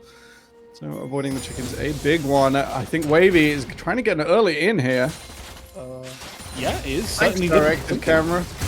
Yeah, I was like, wow, what a whiff took there from Zyphora. Fantastic stuff. But yeah, a little bit of aggression towards that mid lane, and we're really going to be expecting that, aren't we? Definitely, it is the place to be. For Royce's jungle start, even though he doesn't have the huge kill pressure in the bot lane with the Jan lane, he knows it's where Wavy's going to be. If you have to match into these 3v3s, sometimes your start has to be completely ignorant to what you want to do in your own champion. Instead, what is actually going to happen on the map is a mark of someone who's thinking pretty intelligently about their jungle pathing. See Wavy go back and finish. It looks like a bit of a contest for the bottom scuttle crab. Oh, never mind. Royce has decided some pings onto the top lane. We'll be trading that one back over again this time. Yeah, I think a very sensible decision. Royce, I mean, Volibear is strong early, but obviously not as strong as a Trundle. Not as strong as a Trundle with priority in their Blitzcrank bottom lane, that is for sure. Worth highlighting here as well, Auburn has gone towards the Cull start. Not always seen on Caitlyn, but this is an interesting piece of maths. I'm just going to double check before this point falls apart, as we have to check the runes when we do this as well. Never mind, I'll go back over it. Action in the middle lane. That flash has been punished. Indeed it has. A lot of damage going onto Mental God here, but they won't be able to finish him off quite yet. Royce is under pressure too. Does still have his flash up, but Wavy Lad isn't even going in for it. In fact, Royce is the one who tries to turn things around here with those getting so darn aggressive and no flash. Mental God taking a lot of damage, but there is the follow-up. Fantastic stuff from Royce. The red buff might be enough to keep him alive as he does flash away, but it's just not enough. And a double kill there for Wavy Lad. A fantastic start for this character, and a hook and a half from Zyphora there puts TSBC in a precarious position with the Asta flash away. Action all around as the top lane trades quite deep. Both laners going down as well. Fantastic play there from Wavy and Coco. Really unfortunate the orb's return true damage did not land. Otherwise, Coco potentially got away with his life. Not quite this time though. Flashing over the wall does mean the full committal and Mental God falling in this early game. Both mid laners having to return with some slightly wonky items. Does continue to favor Coco slightly, as Azir does want his chapter, does want his stinger. He's about the completions instead of components. Oh, what a mad early game. Do we want to learn some Cull maths? I think it's time for maths. Go for Cull maths, mate. We'll do for Cull maths. Okay. Cull has no base health. That means that in all-in it kind of sucks. You're 80 HP weaker than your opponent just by the start. You also have, thank you for giving me a heart attack, Zyphora. You also have slightly less AD. You instead gain on-hit damage. You gain more sustain in the life on hit. So that is the main difference. By having a lower amount of health, you can then opt into cut down rune in the tree. In the tree? Wow, in the precision tree. And that will allow you to deal a flat, better amount of damage throughout the game. Royce has found Coco. And there's no flash. He used it in the last engage to get over that wall, set up the team for that. And I mean, it started out as a 2-for-2 trade, but led to something more. And because of the denied CS, this is pretty darn good right now for TSB in the mid lane. The only way it could have gone slightly better, Coco wouldn't have been able to pick up the lost chapter with a couple of less CS. So maybe not quite working out optimally, but otherwise still really good. Getting Mental God as many kills and assists at the early stage will allow him to get those completions and become truly independent despite the early loss of summoner spells. Looks like off the back of it, we are going to see the Ocean Dragon further cementing that style of play, but a teleport in from Jonjo. Maybe is. This might be a bit of a mistake, honestly, as we do have that get hyper, but it looks like Royce has been condemned by the rest of their team, and I mean, TSB just run away. Teleport for a kill, not the end of the world. The objective there was the Ocean Dragon. Being dragon number one once again will allow the Slowbros to do exactly what they want. Stay in lane, get the Azir going, generate some advantage, and then look for something independent of the small fights that Zyphora will be favoring on this Blitzcrank. That is the escape condition here, to get around that play. Indeed, they are looking towards enabling themselves for it. Ornn's teleport used in the top lane does mean he will be just after Jonjo for the next play. Will just be in time. Oh no, sorry, neither of them will be ready for the next dragon. It is. So it's going to be that 4v4 unless we see a hard rotate come in from them. But, I mean, we still got a lot of time to set up for that. Look at the vision. Look at where these junglers are going to be pathing, because Wavy Lad, with disadvantage, and Roy's in a very similar position, they need to start flexing to set their team up for a little bit later. Bit of a trade in the top lane, but not going to end too much. Or is it? I think Pucks heard you out loud. Ornon goes slightly wide. That was very aggressive there, honestly, from Perks. And Jonjo still sticking around, really believes they can take it. I think these top laners getting a little bit too big for their boots. And, I mean, Jonjo getting adequately punished. Really big mistakes here from them, and just not respecting the jungler. And Royce is just so important right now. A really nice setup, but with that charm missing there from Coco, they're not going to be quite able to convert it. Trap to be found under the Blitzcrank hook and knockup as well. Unfortunately, means TSB go unpunished for their positioning. Wavy not quite able to have the same effect as Royce on the top side. Does mean they'll be able to get some plates though. Caitlyn pretty good at smacking those down. Be the new dynamic. They will instead look to forget that Jinx has a fantastic time in this lane. Gain as much gold as they can. Dip the tower as much as they can. Try and get this Caitlyn to be the power pick she needs to be. The Infernal Dragon coming up in 2 3/4 minutes. It is, and that Infernal Dragon is going to be a massive decider there, as it will set up for how this game is going to continue. But as we heard, Rift Herald taken down by Royce. Where do we think that's going to go? In my book, you go for the best of both worlds. If you get this at this time, you can drop it in A lane and get the plates. You can also set up for the next dragon, because there was a significant enough gap between the taking of the first dragon and the first herald. Means that you can potentially sort of have the do-it-all herald setup, where you get this one, use it for the same purpose as the second one and the plates, or you get found in the top lane. And this is just Jonjo being very, very over-aggressive. Way too far up, and he's going to go down yet again. You should not be in that position there. You need to respect your jungler, the enemy jungler, and have yourself ready for it. Royce is going to be able to drop that Rift Herald. Urban will be able to dodge on back, because the tornado doesn't need to all too much, but there's going to be so many plates, there's so much gold going over to both Perks and Royce here. There's something that is worrying for an assassin small unit team. It is an Ornn with lots and lots of armor, stats, and potentially... This might even be the tower, actually. They need... Yep, that'll go down now. It is really... It's about a third of the way through that plate where it goes down. Come on, Shelly, swing, you can do it. Instead... Oh, wow, not quite. Scared off by Wavy Lad there. Yeah, it's about a third of the way down that third plate. If it hits, the swing after will always kill. Just means you can get into the insta-execute range. A bit unfortunate there. Does mean Perks goes back and gets a couple more resistances, though. The magic for the double AP composition here from Sacramentum. God, I haven't said the words double AP composition in about 8 years. Anyone who remembers Will of the Ancients in chat will definitely know why, and it was done with Rumble most of the time. Definitely good to see Mental God here, farming up and generating that advantage in the mid lane. With his last chapter done, he's able to trade pretty fantastically onto an Ahri. It is a nice matchup for him, even though the charm comes down here. Still maintaining his level advantage and a nearly 30 CS lead. He won't be too upset. He won't. He's going to stick around for that farm, though, and Dragon up in 30 seconds. He wants to get this recall off, because he knows what can set up for it, but there's the Shurima Shuffle, and with Roy's running you down, Coco might still be able to escape. The flash means that their Q won't land. Fantastic stuff to get out of there. Coco really set themselves up, and this massive skirmish could be everything that's needed. Royce goes down, and this looks like Sacramentum are going to be able to pick up this dragon. It's really instrumental in shutting down the early pressure that you can see was coming out from the Slowbros. Absolutely, Mental God with a fantastic setup. If they got the pick there onto Coco, this dragon becomes oh so more difficult, and we're looking to opt in at a dragon 3 or 4 swing as the only way back in for Sacramentum. But instead, that will not be the case. A little bit of overextension, a bit of shooting arrow from Royce. If he was going to commit the flash, I'd like to have seen him do it earlier.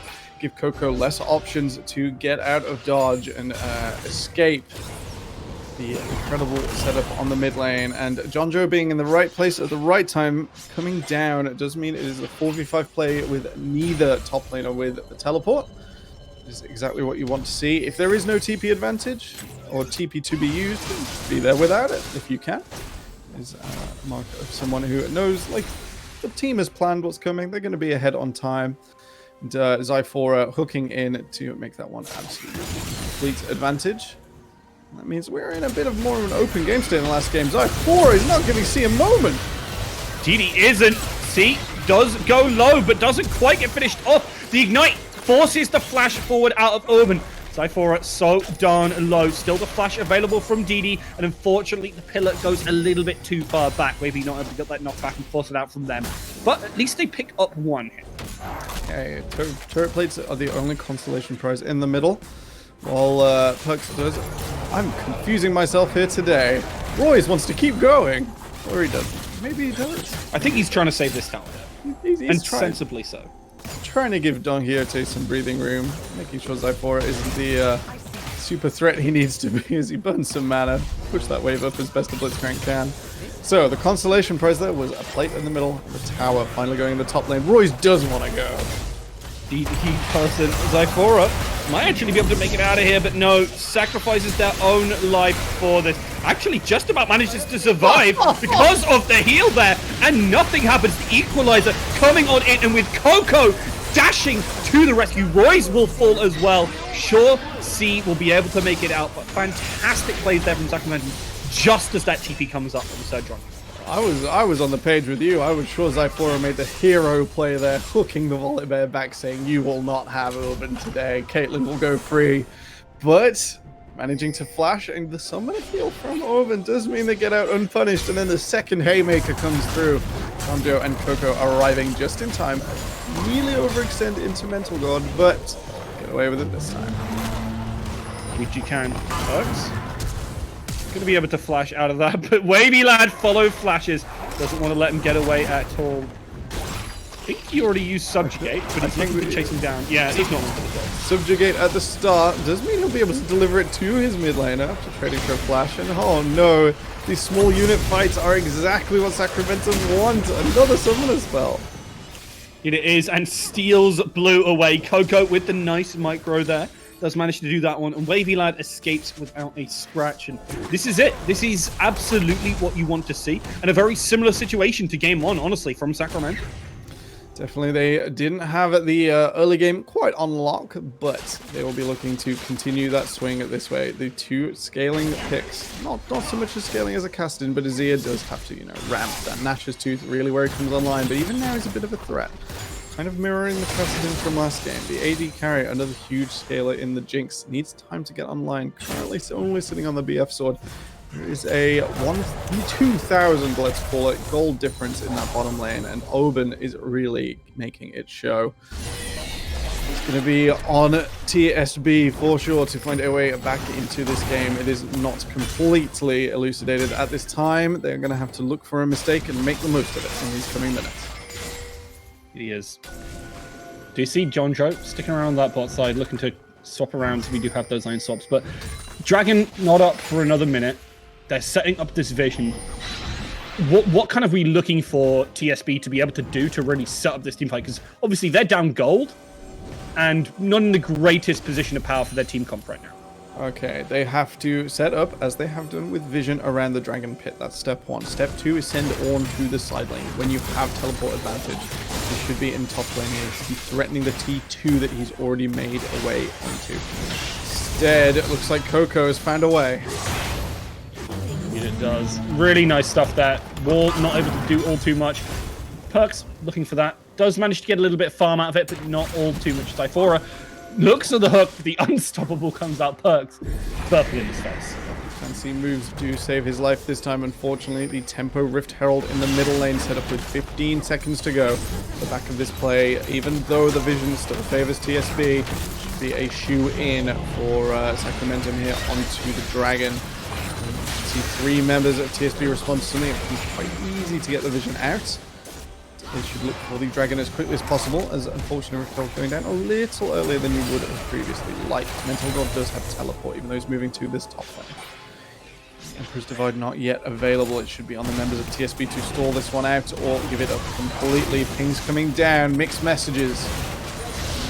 There are hook misses from Zyphora, but Wavy Lad doesn't miss on that Dragon. Picks it up for their team. They're now at 2.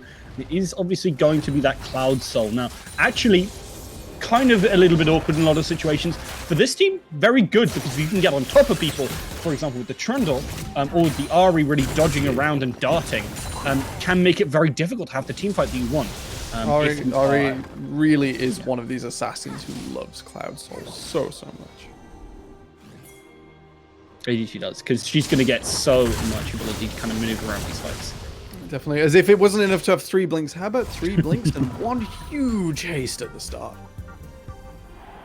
Yeah, really going to make it difficult as well to lock them down. And I mean, still, don't forget that DD definitely can destroy these players if he makes it to that late game. This Jinx is nothing to sniff at. The ticking time bomb has quite a large fuse, but it's still a fuse. It's still a light for now. It's not looking great for Don Quixote, but after the Infinity Edge, there is always one great pentakill teamfight style disaster away from getting another item. And then you're a fifth of your game plan through, the Jinx is scaling, getting there. Instead, we're going to find a bit of a face check here. Zyphor is on his own. Yeah, no one anywhere near that player, but actually a lot of respect shown by the Slowbros. Taking down Zyphor would be a lot of time wasted, and honestly, as much as there weren't any players, they had no idea. They don't have any of the extra vision. Looks like he's fishing for more here. We'll have Wavy come to back him up. You do well. Still looking for that hook. You can see that. So much tension. Yeah. I love the Blitzcrank stuff, especially when he has flash. So you got to think that like extra step ahead. You just got to think, oh no. Will not come to anything here. Instead, the lull state respected by both teams, wanting to save their summoner spells. All of them up across the map. Won't be burned in the intermediary. We'll be looking for this soul point for Sacramentum. Yeah. Should we have to pick up that bot tower? This open is on the flank. Sorry, top tower, not bot tower. I'm completely crazy. I just saw Caitlyn and went, that must be the bot tower. But I was wrong. They are actually up on that top side. And setting up as well, because Baron is up in 20 minutes. Sorry, not 20 minutes. 20 seconds at 20 minutes. And they're looking to potentially set up this, because they have a lot of damage. They could do it, or could bait for it. Boy's going straight down there. Unfortunately picked out Coco. Fantastic time on the charm. It means we will have the vision set up here. Potential for an early Baron should not be ignored. Teleport up from Jonjo. He has priority in this bottom lane. Adds Leandri's damage to already significant stuff from Caitlyn. And of course, Zyphor's ability to trap this pit cannot be underestimated. Jonjo moving up towards their teammates as they do take a little bit of damage from perks there. As towers just going down all over the place. Sacramentum just really setting up across the map, not needing to go for these team fights, even though their comp is pretty darn good at it, and instead just playing the macro game. Really, really nice stuff from them. Alright, we're going to go off on a quick analytical tangent. Similar to how Ornn gives gold through ornaments, I think we're still calling them. The empowered items, so a Molten Edge will be coming through soon for Don Quixote is where this has come from. Caitlyn and Jinx are the style of AD carry who look to generate gold through taking infrastructure at opportune times. This is something we've just seen happen. 2 more towers going down for the favor of Sacramentum. Was it the one? I'm having like massive heat issues here. I can't concentrate at all. I think it was mid lane tower going down. Extra towers going down gives you that extra vision to keep the tempo going. That was a flash from Wavy, managing to make it out of that stream shuffle. Means your opponent's forced into these desperation plays, and unfortunately Wavy's going to walk off from that one. Idiots. Dragon up in 50 seconds, and this is something obviously you want to be fighting over, but still not at that power spike. Doesn't have the Nash's Tooth for Mental God.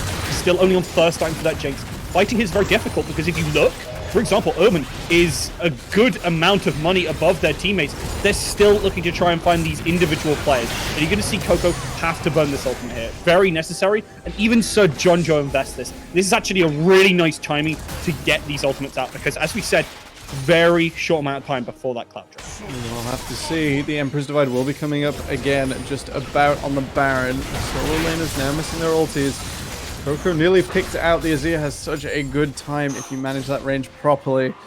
This is advantage at Slowbros. However, Sacramentum are set up in the pit, something Caitlyn favors. Something this composition will struggle with. We'll have to see the Ornn Horn burned. This is going to be close. Nice knock up there. So much damage right onto Roy's. Roy's erased, and they're going to be looking for this one. DC Home 2 Pucks trying to finish off that Ori, but she can keep her distance, and really nice spacing there means that they won't be going down. So Jonjo forces out the divide. You see the On go down. Sure, both top laners fall, but so does Mental God. So does this Dragon, and TSB, only their bot lane remains, and they just can't do anything. You see Zyphora looking for that hook, finds it, and that is it. It's really looking like Sacramentum are just going to completely run away with this game in a very similar fashion to the last one. Definitely the extended fight favoring Sacramentum so much. That extra pick, the Blitzcrank advantage. Such havoc here. Roy's checking the Dragon with his chin. Unfortunately pays the price. Maybe should have called for an Ornhorn first. Would have allowed him into the pit in a safer manner, as Sacramentum would have had to have respect and moved either into the pit or slightly further away, or alternatively take the full brunt of Ornn's ultimate. Sort of cascading away into Jonjo's selfless play forwards, dealing a lot of damage, falling himself, but does enable a 2-for-1 trade that sets the rest of the tone this next minute. Fortunately, Slowbros do, for Sacramentum, Slowbros do have vision onto the Baron, so it will be a longer play off this reset to enable that one. May instead just go looking for the Dragon Soul in 4 minutes and look to play through the lanes until then. Zyphora all alone now, as they were left alone by their AD carry. Sad to see, but kind of necessary. The flash coming on through, and Zyphora still looking to run for the hills. Slowbros really want to give this to Don Quixote. They will wait for it. To the extreme, they know they have to get back in on the back of this Jinx. Teleport away from Mental God. We'll get him out this time. Yeah, but he takes a bit of damage, and they're turning right onto this Baron. You can see the TP coming through. Equalizer ready for Sir Jonjo. Down Zyphora. They know that player's out, and that Equalizer was certainly going to even the tables. Even though they're down a player, Royce is taking off the map. DD takes a chunk of damage there. I'm too perps, not finding enough with that Ornhorn there. You can see the rest of these players running away. Flash forced out from DD by force of will from Wavy Lad. They're going to turn right onto this Baron, looking to take it themselves. C is still in the wings, but the rest of the team has already backed off. This is going to be the Baron. This is going to be Sacramentum setting up for this. And oh my! Snipes away. DD with that, looking to try and contest, catch people off guard. They're going to turn away onto him. Urban is ready for it. Flashes right onto it, and down. Don't let it reset. Don't let it reset. They have let it reset, but Sacramentum still set up so well for it. C is not long for this world either. Gets away this time. Gets away this time. Gets away this time. But they stopped the Baron. A real risk for the Slow Brothers to teleport to Telegraph and start that one up, but their Nexus towers are under siege. Now Zyphora's out of position. They are. Royce is going to get right onto that one, but doesn't quite finish it off. The ultimate comes on through, but it's going to be Mental God who goes down. Finally, the Blitzcrank falls. The Automaton goes down, but the Bear is going to bear the brunt of Open. And honestly, Sacramentum around this AD carry have played so fantastically. And I mean, honestly, Urban has been the standout player. These small, scrappy fights, as we identified, are the way to win with a Blitzcrank. Cause maximum confusion, maximum distance between your opponents. I think Royce's KDA definitely reflecting his ability to magnetize to hooks. Found at the North and South Pole, Volibears are going extinct. Please respect your bears. They are flexible, but they are not forever. I've forgotten where I was going. Dr. Volibear today, YouTube competition with solo, duo, flex, and Nexus Blitz, where he is ridiculously overpowered. But Baron going over now to Sacramentum. Ornn does start to head on up, but I mean, he's not really going to be able to steal this. No one's really in position enough. See the ultimate come on through, but it won't find it. They have that smite. They're being a little bit cautious about this. They don't want to throw the game. Definitely not good discipline to stand in front, block that one away. No threat at all. Now instead we have a minute to play through the lanes. This Baron buff should enable a synchronized wave in top and middle if Jonjo can make it and burn that one down in time. No, not quite. It's going to be between middle and bottom. Unfortunately, Slowbros are set up there already. There was a turbo way onto a tower there, but we're gonna let the greater macro go for a moment. Over the next 45 seconds, it is on the Slowbros to clear that middle wave, which is going to give them a significant amount, Sacramentum a significant amount of vision into the blue side base. Even if Zyphora wants to escort it in person. Oh, a little too far for our automaton today. It is. He's going to be in a right state after that one. That's a very intellectual joke. If any of you get it in chat, I'd be very impressed. But Dragon coming up now, 20 seconds. They are down a player, but honestly, I think Sacramentum are just going to go for it. We have the route in for the Slowbros to find this one now. They have to rotate probably before this wave goes down, and that means the fight can't go long or the game will end. Instead, they're going to hold it. Immediate start up here from Sacramentum. It's going to be close. This is the chance for the Slowbros to get back into the game. It is. TP comes on in, but a little bit over-aggressive. Way too disrespectful, but that is more than enough. Royce takes down Oben, first full of the game, and with this, the AD carry is going a little bit wild. DD takes a lot of damage, and unfortunately will fall to Coco there, as the Ari is the one who takes over that one. And with this, they're going to be able to pick up that Dragon, set up that Soul, and honestly, even though they piled everything into Oben, it wasn't enough. That has to feel bad if you're the Slowbros. Definitely unfortunate that they do pile onto Oben, and Coco turns it back around. Takes a deep breath in the middle of the fight, targets like Don Quixote before he can get really going. Gets the one kill and gets excited, but unfortunately can't use it to mow down the rest of the members of Sacramentum. 10,000 gold lead, the Baron, the Dragon Soul here are the advantage. I'm warm, my casting is rusty. Rook, save me before the game ends. The game is ending. What more can I say? Honestly, the thing is, Sacramentum taking control of this game on very many levels. They still have the Baron. They got Dragon Soul. Zyphor a little bit too far forward, but honestly, that has been his setup for this entire game. Way too far forward, picking off players left, right, and center. I'm 2 perks. Is gonna actually manage to dodge the hook. So Choncho, caught in a very awkward position now, drops the equalizer, but I mean, honestly, big mistakes from Sacramentum as they're getting caught out all over the place here. That is a pattern we've seen from Sacramentum. Ornhorn comes down. Indeed, and it's a really nice engage. You're looking for it, but unfortunately, kiting back, all the damage comes on through, and those big DPS players are going to finish off with some big DPS numbers. Mental God is the only one remaining who can really do anything to stop. C really isn't going to be able to do that, and if you see any CC landing onto either of these players, they are going to fall quickly. Wavy Lad will run them down. You'll see Coco as well, pop in everything to get onto them. Ultimate comes out. C doesn't quite go down because of that shield, but their base is falling apart. We're going to see this inhibitor go down, and they're going to turn right onto this. And Caitlyn critting you for 80% of your health, definitely not what you want at 30 minutes into the game. Unfortunately, it looks like it will be the close here, despite a little bit of action. Sacramentum will be picking this one up 2-0. I suppose the message of the day is if everyone is out of position really far ahead and your opponent can't punish it, are they really out of position? Are they really too far ahead? Good work from John Joe getting the equalizer down. The cooldown's about the same time as his respawn, so you just throw it. It's a pretty good way to understand your champion.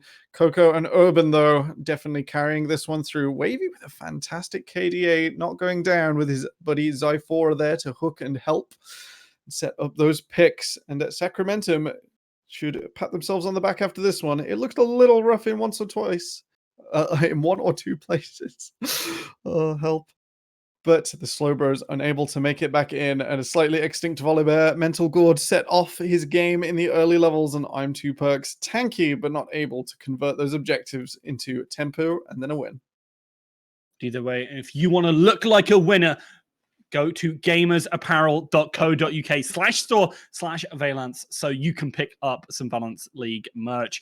Definitely always comfortable to sit around in. So also, if you're interested in seeing how the tournament has gone, you can also go to esportspedia.com/lol/Valance_league, and you can check up on the matches. Don't forget that obviously is stream 1. So if you want to pop over to there after this one, that'd be a great opportunity too. But thank you all very much for watching. Thank you to Joycey for being our observer and producer today. And thank you, Temporal, for casting with me. It's been fun. You've bailed me out once or twice. It's clearly too hot for any living I was wrong. thing to be alive. We've got an interview. I didn't realize we were having an interview. Who have we got? Wavy. Wavy Lad. Troll King of this series. Did he is. All right, Okay. Wavy, if you hear us, get on Discord. Wavy, can you hear me? Hopefully, we'll be able to get him in here as soon as we possibly can. But yeah, I mean, honestly, that trundle was absolutely massive, wasn't it? Do you want to build a troll ball? 40% Don't. CDR. I don't know. We could do this all day. Do you do 40% CDR on trundle? You That should. doesn't do. sound right. You Should you? do. Spirit Visage and the other one is. There's literally zero. There's 10% CDR in Wavy's build this game, and it was the There Kindle gem is, but we know from a what he's meant to go Warmogs. for. We're talking about the horror story trundle that can just like every 6 seconds, yo, like bam, throwback. bam, bam. Throwback to like old school. I used to play trundle support with basically Oh. every single movement speed augmenting item, like Talisman, Captain Boots, and I used to call it trundle because I used to just run them down with my 80 carry, which was like Sivir or something, because that's the Trundle- year it was. Trundle Turbo. Okay. Oh, is there that- he is is. that There him? is the Troll Hello. King. Hello. How are you doing, Wavy? Well, I'm feeling good after a nice win. It was good. Oh, fantastic! Congratulations, Rook. Did you want to lead the questions? I mean, I can if you want me to. I'll go right ahead. And I mean, Wavy, you showed us some fantastic stuff on that trundle there. I mean, what was your team's kind of approach to the early game? Because it looked a little bit rough at the start, at least. Yeah, so like we knew that we had the mid game prior with like our champs peaking then, and we had some good TBs bot lane, which managed to snowball Kate quite well. And after we lost the first Drake after our bad rotation, but from then we were getting good picks in the jungle, and we managed to put ourselves ahead. And we knew if they scaled that we could still beat in the scaling. So I think we just managed to snowball correctly and take the objectives that we needed to, and yeah, I think we did it well. So how do you put that pressure kind of around Dragon? What's your plan for that one? So, like previously, last week we played with Callum. Our comms were just shocking. Now we've got Coco back. Obviously, played past last bit. Our comms are a lot cleaner. We're all talking about that you've got a minute, 2 minutes to Drake. Let's rotate. Let's get vision. Let's do this. And our comms are just a lot cleaner and solid. And therefore, it just everyone being on the same page. It just makes everything so helpful. Just about comms, really. I think the big question for me, I know this isn't necessarily about you, but how do you feel your team is going to deal when? I didn't see your first game, obviously. I think you've already had a game and you already picked up that one. When the enemy AD carry doesn't decide to pick hyperscalers into you.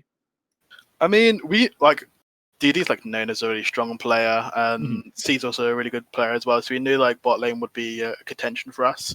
So we did put a bit more focus around bot lane, as we knew they probably did as well. Maybe looking forward, I don't know many of the other ADCs off by heart for the following games coming up. But I think as long as we continue to play our game and keep our comms solid like we have today in scrims, I think we should be okay going ahead. It was, and as you said, fantastic mid-game priority there. Really set things off. And you mentioned your team comms. Now, what was kind of the focus when you had to deal with that casting? Because it was starting to come online towards the end of game one. What was the kind of focus you were going for? I mean, obviously, the casting, everyone knows gets level 16. It's like game's over sort of thing. So the plan was to try and punish him pre-6, but we just didn't get around to doing it the way the map played.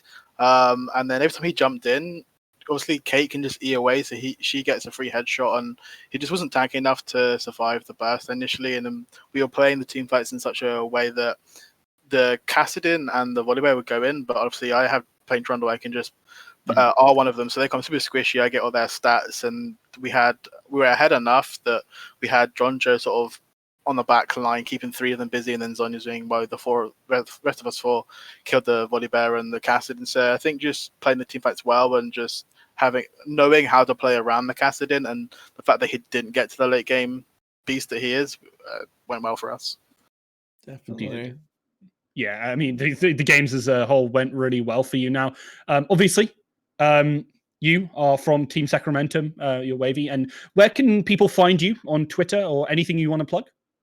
I think you fuck going near my Twitter. Just I don't know, just fucking at me in Discord or something. I don't know, I'm always about. Yeah, GG's. It's always feels like I used to play in TSP. It always feels bad when you play against people and organizations you'd be part of, stoned and see a good friend. So, but it was some good games and happy to take the win. On that note, any MVP or ace from the opposing team from TSB you want to shout out that really impressed you or really knocked you guys off in the moment to moment? I was surprised that fucking Stoned played the tank, so that probably knocked me for 6. But you know, they always have good vision. They always like play well together. Just GGs in general. Can't really flame my boys. Okay. But I will Alright. say, fuck you, Sephora. He legit just got bored, like in the late game, with just running into their base. And people were like, "Can you stop?" He's like, "No, I'm kind of bored." So just ran into their fucking base. Like You heard it here yeah, first. all of his fucking 3 deaths could have been like negated if he just didn't fucking decide to get bored. But what can you do? Swedes, eh? What can you do, eh? Yeah, you heard it here first. Blitzcrank players, filthy enters, confirmed by Sacramentum. Otherwise, I think that's going to be it from us. Please do check out the links to Gamepedia and the Valance store in the chat. We'll spam those again there in a moment. But otherwise, I've been Temporal. This Troll King has been Wavy Lad. And the caster keeping it all together has been Rook. Thank you all very much for watching, and have a wonderful evening.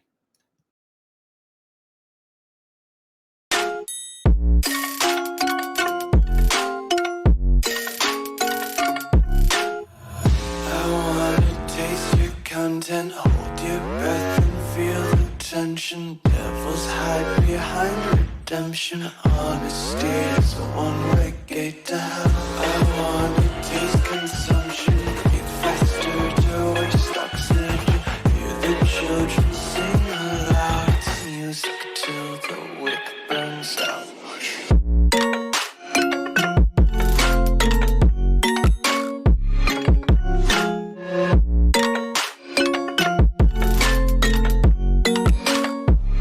Just wanna be carefree lately, yeah. Just kicking up daisies. Got one too many quarters in my pockets. Counting like the 4-leaf clovers in my locket. Untied laces, yeah. Just tripping on daydreams. Got dirty little lullabies playing on repeat. Might as well just ride around the nursery and count sheep. When it hurts like this,